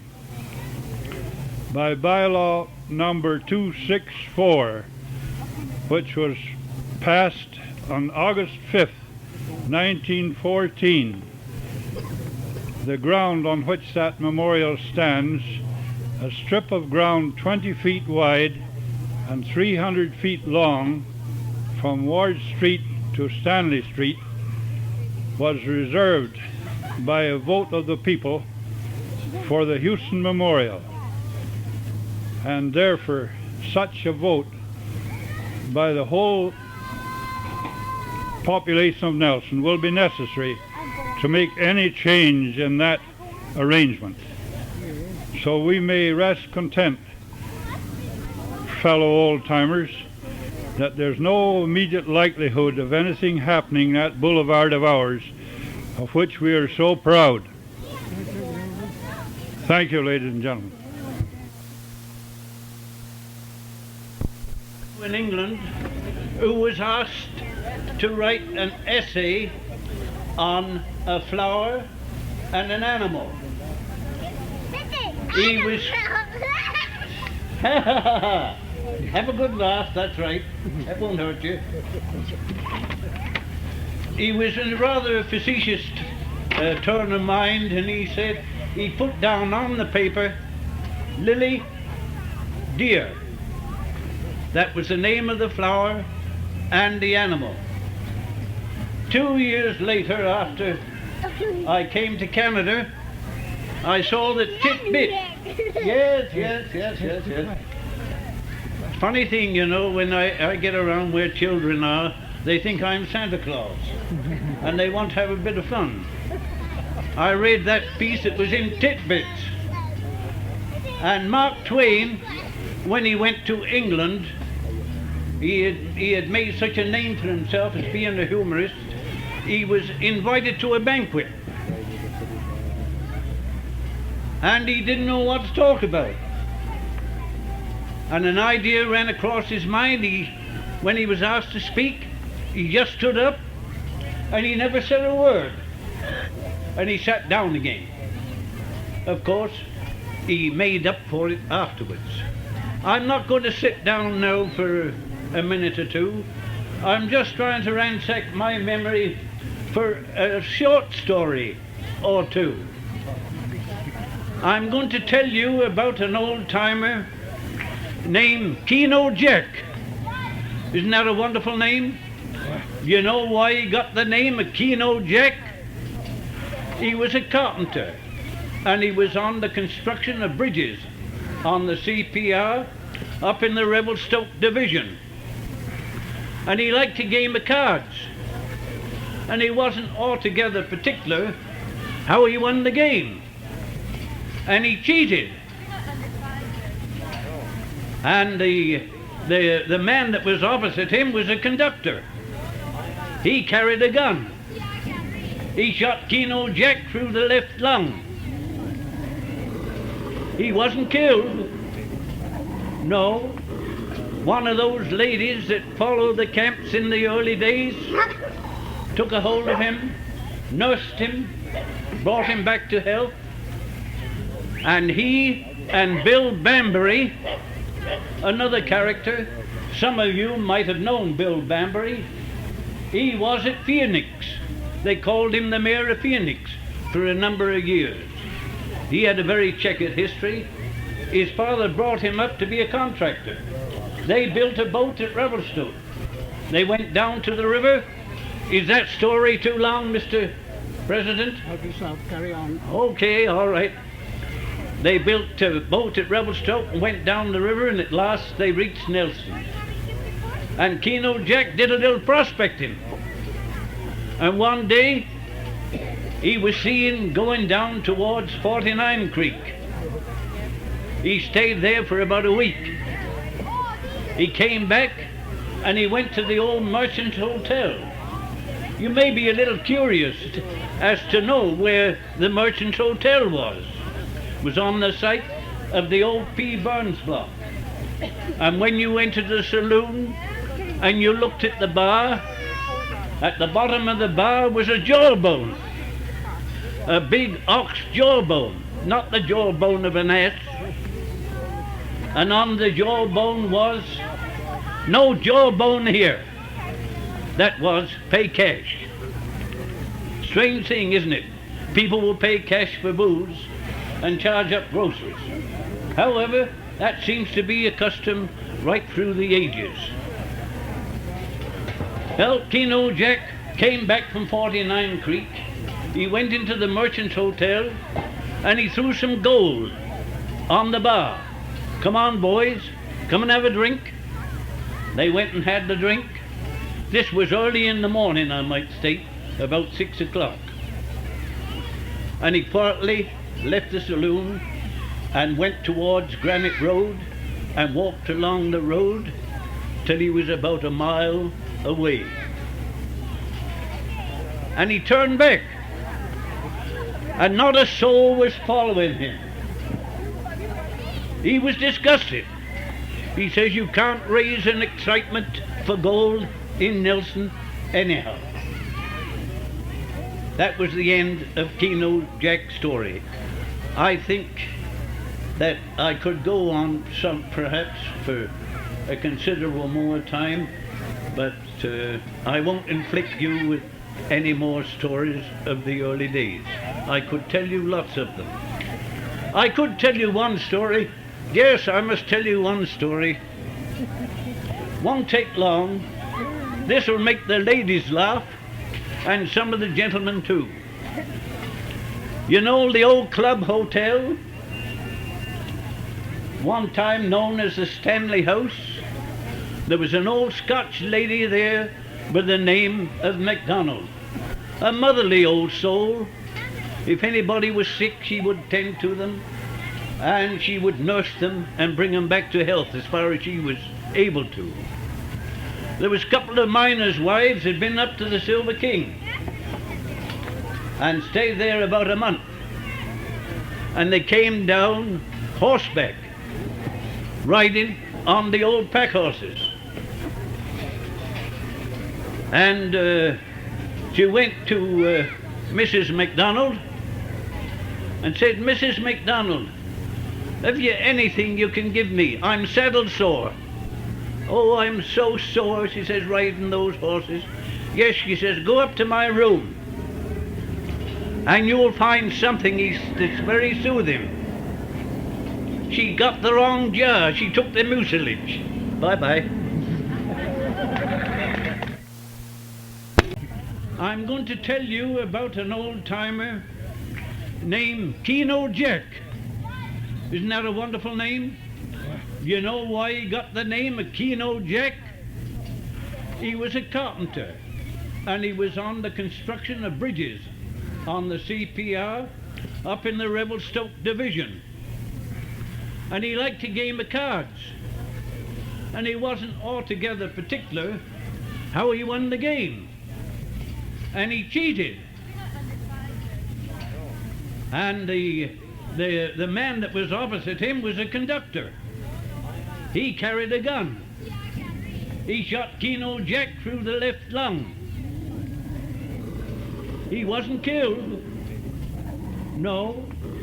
One of those ladies that followed the camps in the early days took a hold of him, nursed him, brought him back to health. And he and Bill Bambury, another character, some of you might have known Bill Bambury. He was at Phoenix. They called him the mayor of Phoenix. for a number of years. He had a very checkered history. His father brought him up to be a contractor. They built a boat at Revelstoke. They went down to the river. Is that story too long, Mr. President? Help yourself, carry on. Okay, all right.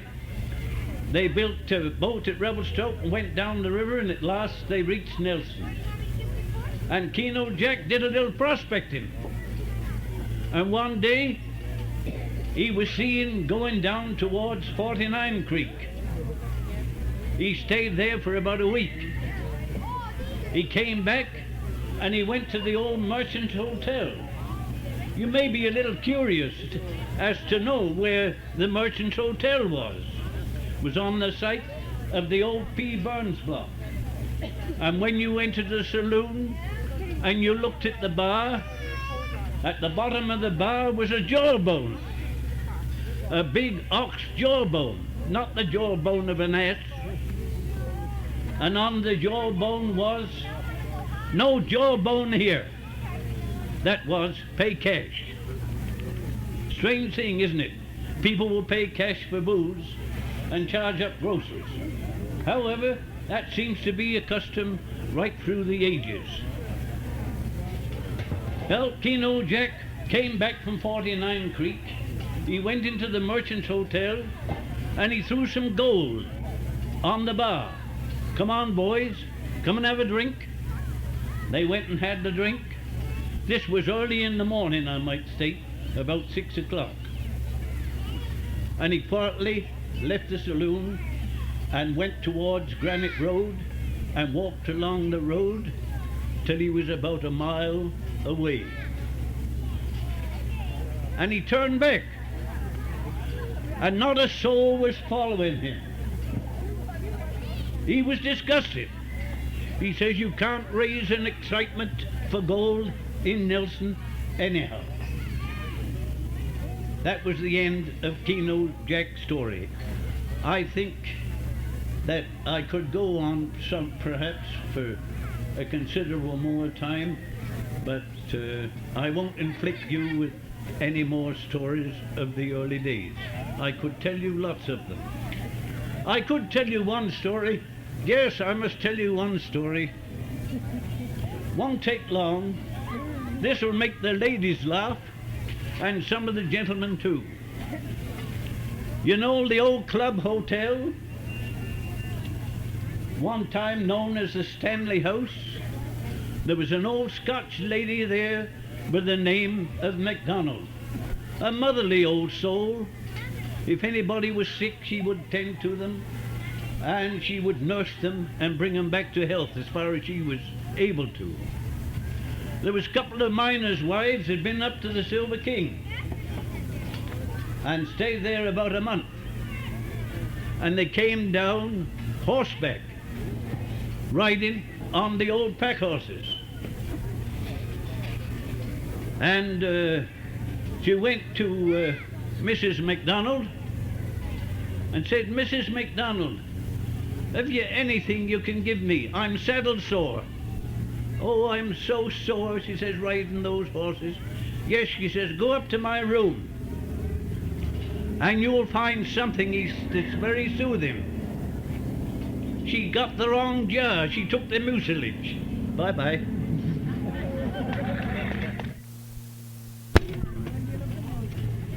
The next old-timer we're going to interview on this program today is Mr. Lee Hall. Mr. Hall, where were you born? Vancouver, 92. 1892. Yeah. When did you come to the Kootenays? Well, my dad came into the Spokane about 96. He was Tom Hall, a cook. Yes. And then he brought us in here. We went to Erie in 97. He was cooking at the Second Relief mine then. And then about a year later, my sister and I were old enough to start the school, so he moved us into Nelson here. We were here for a couple of years and then went up into Spokane country. Now, my father-in-law was a great friend of your father, Hiram Terry. Hiram Terry, yes, I remember Hiram Terry well. Yeah. Now, you were overseas, Mr. Hall, in the First War? Yes, we were. What battalion? The 43rd of Winnipeg. 43rd Winnipeg. have lived practically continuously in the Kootenay country since you came in here, have you not? Well, no. The wife and I went down the prairie for 7 years farming, but we didn't like it. We were homesick, so we come back here. I don't blame you. Anybody that leaves the mountains gets homesick to come back to them again. Well, thank you, Mr. Hall. All right. Very, very much. You're welcome. Thank you.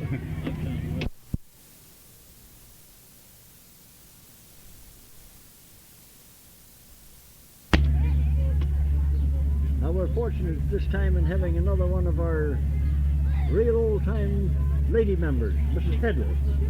Where were you born, Mrs. Headley? In London, Ontario. In what year? Oh, I don't know. Now, you're the first one that's been non-committal or sorry about your age. We're recording this for posterity and the angel Gabriel, so you tell the truth. Well, I can tell how old I am, but I can't tell you what the year was I was born. I was 75 this May, so you reckon back. You're just a youngster yet, and Yeah. you don't look 75, I can assure you, and that's not Barney. I feel 80. Well, 1880. 1880. When did you come to British Columbia first? Oh, in 1906. 1906. You came to Nelson? Yes. And you've resided here continuously? No, I was away for a couple of years, and then I Oh, came. well, that doesn't count. A couple of years absence is just a holiday. Oh, I see. Well, you still enjoy the best of health? Pretty well, yes. I had the pleasure of having tea with you last year when our picnic got rained out, for which I am still very grateful. And thank you very much for recording your voice for us. Thank you.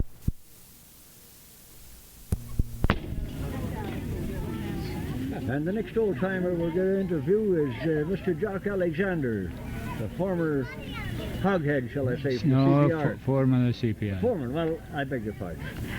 Mr. Alexander, where were you born? Oh, in Scotland. Well, what part? Paisley. Paisley, oh, you're a weaver, but trader, should be. Yeah, weaver, yeah. Now, what year were you born? 1888. 1888. Gee, you're a young A young fella, Oh, yeah. you're a kid yet. I got you beat When for did 3 you come years. to Canada first, Mr. Alexander? Oh, in the year 1909. 1909. Now, when did you come to BC? 21. 1921. Started with the CPR in the year 1909 at Montreal. You speak French? I tried it the first day I was in the country, and I thought they didn't talk my language You here. got it mixed up with the Gaelic. He got arrested for the kind of language he used. How long since you left the employ of the CPR? In 1947. 1947. Of 8 years of pleasure off. Well, that's very nice, Mr. Alexander. Yeah. Knowing you as I do, and the kick that you get out of life, I think you're going to be around for a long, long time yet with us. Oh, I hope so. I can follow Mr. Fleming here. I'll do all right. Well, that's a good man to use as an example. Well, thank you very much, Mr. Alexander, for recording your voice. You too. And our next old-timer is Mr. Dick Abbott of Nelson. Where were you born, Mr. Abbott? I was born in London, England. London, England. What particular borough? Middlesex. Borough of Middlesex. In what year were you born? In 1877. 1877. Now you got me beat. Gee, he's a real old timer. When did you come to Canada? I came to Canada in 1903. And when did you come to British Columbia? I came to British Columbia in 1903. No, you come right straight through. Well, you Straight showed through the good- Cranbrook. You showed good judgment. You didn't play any favorites on the way up. You've been a resident of Nelson virtually ever since, have you? Since 1910. 1910.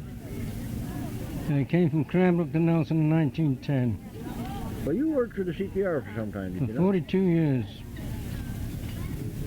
It's astonishing the number of old-timers, and I use the word advisedly, all in good health and good spirits that worked well over 40 years for the CPR.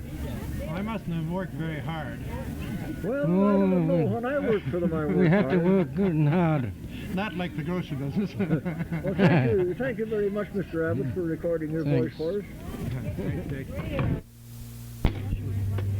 Now, the next old timer we're going to interview is an old friend of mine, He is an old-timer because he was here when I came here, and that is quite some considerable number of years ago.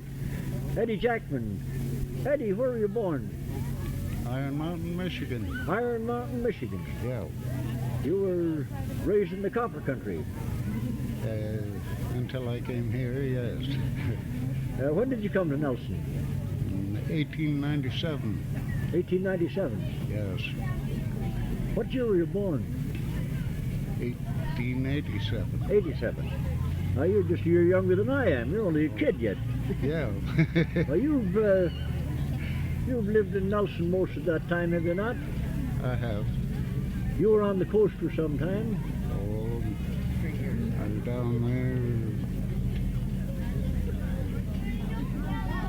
Oh, 4 or 5 years altogether. I was down there twice. Well, you were just taking a short vacation from Nelson Yes. at the time. Your heart was still here. Rube, I believe the first time I met Ed, it was in the back room of Morrison Cowell's grocery store. We were throwing sacks of flour and case goods around there. We used to have quite a jolly time just then, doing a little work. Were you working for Morrison Cowell then? I don't remember what I was doing there. I think I was just visiting. Weren't I? No, I don't remember. Yes, I did work for Morrison Cowell. Didn't you drive for them for a while? I think you did drive Yes. for them, and I was either riding around with you. I never was employed by them. Although when we started up in business in 1900, we bought our first bill of goods and continued to deal with them from Morrison Cowell for 2 or 3 years. Yeah. And then we went to the wholesales whenever they opened up. But Morrison, we bought all our goods from Morrison Cowell in the early days. And I remember you and I were pretty close to the same age. As a matter of fact, I'm 2 years older than you are. And we used to have a lot of fun around there at that time. Well, thanks, Eddie, for recording your voice for us. Now, if you'll make way for your good wife, we'll ask her all about herself. Yeah. Okay. How did you manage to meet Eddie? Oh, now that'll be telling secrets. Now, where were you born, Mrs. Jackman? I was born down in Ontario. In Ontario, back in the Scent Belt. In what year? 1899. 1899. Oh, you're only a kid yet. 1890. 1890. Well, you're still a kid. When did you come to British Columbia first? Oh, I was 9 years old when I went to Vancouver. You went to Vancouver before you came to Nelson? Oh, yeah. When did you reach Nelson?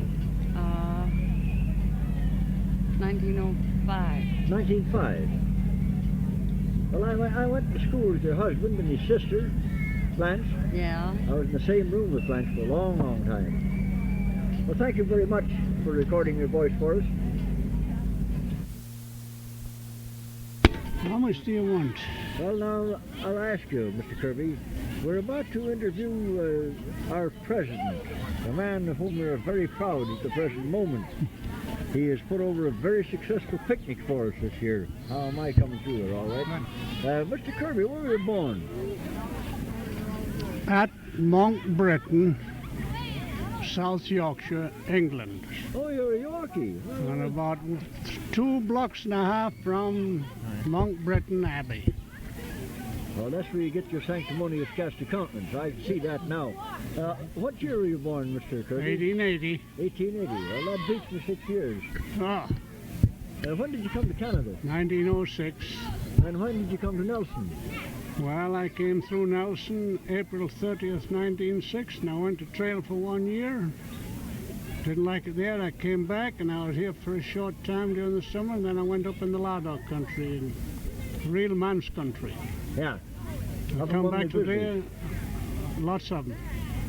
Come back there after about a year and landed in Nelson and stayed here since. One of the nicest places you'd wish to find, to live in. When did you enter the service of the CPR? June 27, 1907. 1907, and you worked with them continuously until your retirement. That was when? 45. 1945. That's right. Well, that's a long and honorable service. Many interesting things happened. Oh, yes, yes. You used to work on the Bradshaw Special at one time, didn't you? Exactly. The Bradshaw Limited, I thought you did. The only regret I have is that we haven't got Joe here to record his voice at the present time. It would be nice. Mr. Kirby, I would like to take the present opportunity while we're making a record of your voice to give you my personal congratulations on the way you schemed your way through this picnic. As an organizer, when I retailed that story of Jim Wardner as a promoter, you were the man I was illustrating. Wardner could promote something out of nothing at almost any time. Thank you very much for recording your voice for us. Now, if you wish to make any extraneous remarks, why, the field is yours. Go ahead. Oh, we wouldn't like to get say that much. Might say that it's a far different story. It's a long way from 1907 and the methods of railroading in those days and the conditions under which the men worked and the hours they worked to what it is today. Well, we strive for a long time we endeavor to increase the standard of living and improve the conditions under which the men worked, and I wonder sometimes if they really appreciate it. Well, the present generation are not in a position to appreciate it. I can tell you that from my own experience, because they haven't the vaguest idea of what the men of your generation went through, put up with in the service. But I could possibly point that out by a reference to a wreck back in the New England States some years ago. There was an old engineer and an old district superintendent met at a bridge that had been smashed up. And they were waiting patiently for the bridge crew to get the bridge finished. The old hoghead says to the super, well, he says, boss, I don't know. He says, it wasn't like this in the old days. No, he says, I was just thinking the same thing. He says, it never took us this long to repair a little job like that. What do you think was the difference? I'll tell you, boss, he says, I figure it this way. In those days, he says, we had wooden bridges and iron men. This day and date, he says, they have the iron bridges, but wooden men. Now, if you can add to that, go to it. No, I wouldn't like Mr. McCandlish to try to improve on that yet. I must recognize there has been a lot of peculiar, a lot of funny incidents happened in the ordinary everyday life of a railroad man in the Kootenays. And there's been some sad incidents.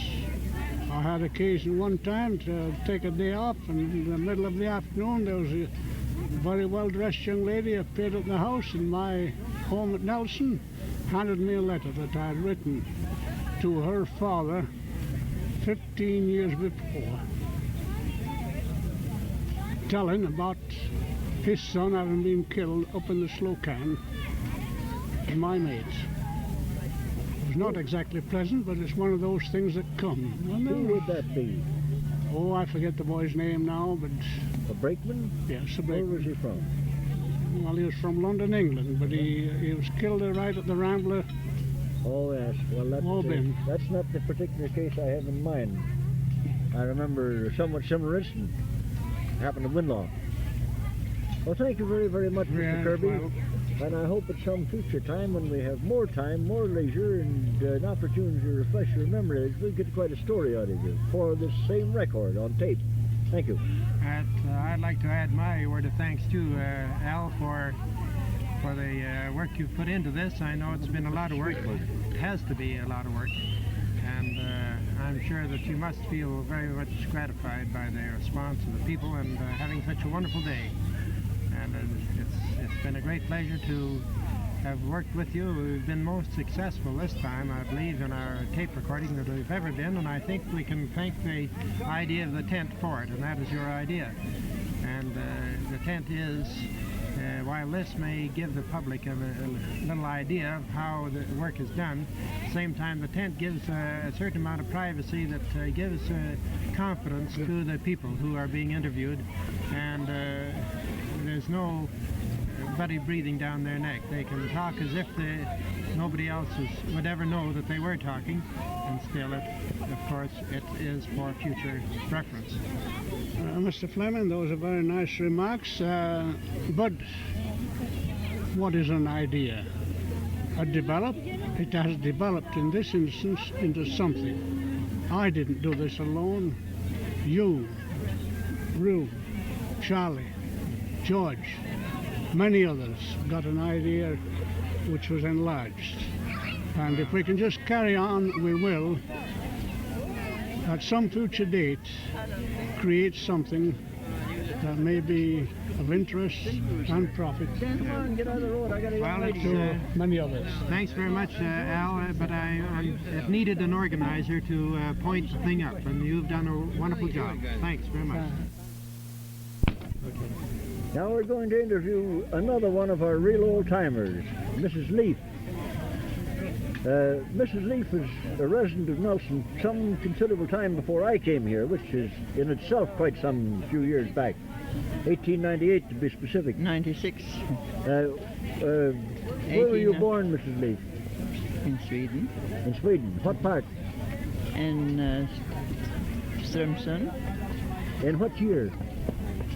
77. 1877. Now when did you come to Canada? I come to Nelson direct from the old country on the 9th of April 1896. Well, that qualifies you as a real old-timer. I guess so. You've lived in and around Nelson mostly all your life, have you not? All except 2 years. All except 2 years. Well, that qualifies you as a continuous resident. Your family were all raised here? Yes. Some of them still live here?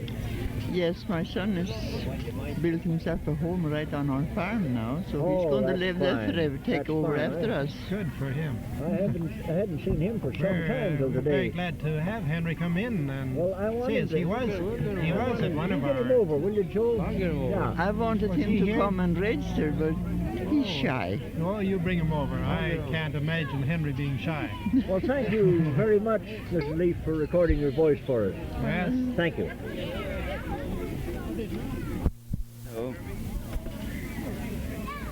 The next gentleman I'm going to interview on this thing, why he claims he is not qualified as an old-timer. He has been a tower of strength to us on the occasion of numerous picnics. I'm referring to Frank Holt, the superintendent of our city park system. Mr. Holt, where were you born? In Lawton, Oxfordshire. From Oxford? Yeah. In what year were you born? 1888. 1888. Oh, you're only a kid. You're 2 years That's younger than right. I am. When did you come to Canada? In 1928. 1928. Yeah. Where were you employed then? I was employed with Mr. S.G. Blaylock. Oh yes, you were the first gardener on Mr. Blaylock's estate up the lake. No, were I you? was one of the first. One of the first. How many years were you there? 9.5 years. I think I have a very good remembrance of you. I used to see you on the ferry quite often in those days. Yeah, I used to drive an old Star coupe at that Yes, time. and then you had a Dodge for a time. No, yes, I did. Yes, yeah. I remember fixing your lights in that Dodge one night, making an awful good guess. Unfortunately, we had to be pushed off the ferry very often. Oh, well, that was a common occurrence in those days. I would like to say for the record at this time that Mr. Holt has been cordiality himself as regards making the arrangements for our picnic, and he has given us every assistance that you could possibly expect, and a lot more besides. Thank you, Mr. Holt. Thank you, On Mr. behalf of the Old Timers Association. Thank you, Mr. McCandlish. And we hope we'll have you to deal with for a goodly number of years yet. I only hope I can be an old timer sometime. Well, there's only one answer to that. You've just got to live long enough. You've certainly been of great help at every picnic that we've ever had, Frank. We could always rely on your cooperation and assistance, and it's a wonderful help when you get somebody so cooperative as you've been. Well, thanks very much. Okay. I get bashful. Or Like me, getting more tiring. I can't understand you being bashful. Now, the next man we're going to ask to record his voice here is a genuine old-timer, although he's still a very young man. Native son, too. Yes, a native son of the Golden West, and particularly of Nelson. I refer to Henry Swedberg. Henry, where were you born? Born in Nelson. Born in Nelson. What Yeah. year? 1897, July the 8th. 1897. That's the year before I came here. That's about 2 months after I arrived here. Yeah. You have lived most of your life in and around Nelson, have you not? No, I left here in 1916, and I was away until 8 years ago. Oh, you were? Yeah. Well, you know... But I've been around the neighborhood, though, Well, that's not what I very mean. far. You've been in and around this part of the country. Yeah. We still claim you as a native son. Oh, yes. Can't get away from that. What are you doing at the present time? I'm working for the West Kootenay Power and Light. Oh, boy, you really got up among them this time. Oh, I was working for a good outfit. Where are you located? I'm staying out with my mother out on the farm. Oh, yes? We're living What out plant are you there. working in? I work up and down the river. I work in all the plants, Oh, I including Juanita, too. Oh, you go all the way to Oh, Juanita. I saw that plant about What do you do, line work? 2 weeks ago. No, I do the repairs Repair work. In the plant. in the plants. That is mechanical. That's well. I knew that we had a lot of smart Nelson-born boys around here, and here's an example of them. It'll surprise you. Well, thank you very much, Henry, for recording your voice.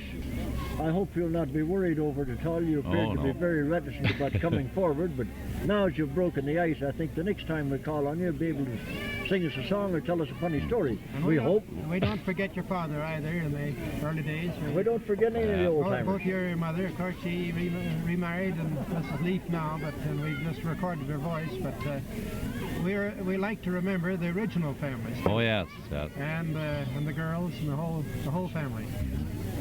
Thank you. The next man we're going to interview is Mr. Joe Crosby, one of the lightweight engineers for the Canadian Pacific here. Correct. How much do you weigh, Joe?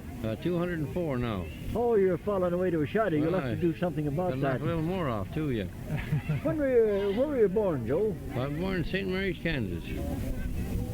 Right down the tall corn. 1894. 1894. Why, you're only a kid yet. Come out here in 1903. We landed in Nelson, went here to Grand Forks. I came back here a few years later and started railroading in E-Hole. You started out at E-Hole Junction? Yeah. How long have you been with the company? 44 years. You know, it's a peculiar thing that 44 years next month. Most of the CPR men I've interviewed this afternoon average better than 40 years continuous service with the company. There must be something to it. There is, yes, there is. It's a fascinating job. There's no Well, doubt tell about us, Joe, what do you think of the new diesel setup compared to the steam? Well, they're a pretty swell job, but they're very touchy jobs too. You got to be very, very careful starting trains with them. You got long trains now, and they got a lot of power there. If you don't use it right, you'll tear them all to pieces. Well, you still admit that they don't smell as sweet as a good steam engine. No, you don't eat the same kind of meals either that you did on a steam engine. That's quite true. Well, thanks very much, Joe, for recording your voice for us. We appreciate that very, very much. I want to say that, Joe, we've run against quite a number of our former customers, and Joe is one of our good customers, and I don't just forget the years it was. Oh, yes, I used when to he used to live on Chatham Street. Never forget Ross Fleming. Well, thanks for all the time. The next old-timer we're going to interview is Mrs. Marcus Martin, the wife of one of our pioneer miners in the country. Transfer men, too. Mrs. Martin, where were you born? When? Where? Ireland. In Ireland? Oh, right from the old south. What part? County Tyrone. County Tyrone. Right next to my father. My father was born in County Tyrone, near Cookston. Well, near Cookston. We were not far from Cookston. My mother's folks came from Portadown in County Armagh. Oh, she was Irish. What year were you born? What year was I born now? Oh, I was born, I got my birth certificate from Ireland, but it had changed. It was Dublin, where my birth was recorded, but they changed it to what was when the Ireland separated. Oh, yeah. Glasgow. No. Belfast. Belfast. Yeah. Changed to Belfast. And you want to know what year I was born in? Pardon? Yeah, if you please. Well, I was born in 74. It said on that certificate. 74. Well, that's fine. When did you come to Canada? 82. In 82? Mm-hmm. Now, when did you come to Nelson? 15. 1915. You came here where? From Moyer? Yes. That's what I thought. Yeah. Thank you. Your husband was secretary of the Miners' Union in Moyer, was he not? Yes, he was. I remember him at the time. He used to come into trail as a delegate to the district conventions. Yeah. Well, you've resided in Nelson virtually ever since you reached here in 15. Yes, oh, absolutely. Yeah. Yes. Well, thank you very much, Mrs. Martin, for recording your voice for us. Well, no, thank you. And that's all you want. That's all I want. I'm only sorry that we haven't the voice of Martin to, yes, to indeed. play over again. It's been fine. Have Martin telling us a story. Yes. We're now going to record the voice of Mrs. Bob Pickering. Mrs. Pickering, where were you born? Sweden. What? Sweden. In Greenland? In Sweden. Oh, in Sweden. What part? Hälsingland. Hälsingland? Yes. In what year? 1898. 1898. Well, that's the year I came to Nelson. And when did you come to Canada? In 1907. 1907. When did you come to Nelson? The same. Oh, the same year. The same in 1907. Yeah. And you've been living here virtually ever since. Yes. Where did you live first? In Winnipeg. Well, I meant what location? Did you live somewhere else before you came to Chatham Street? No. Yeah.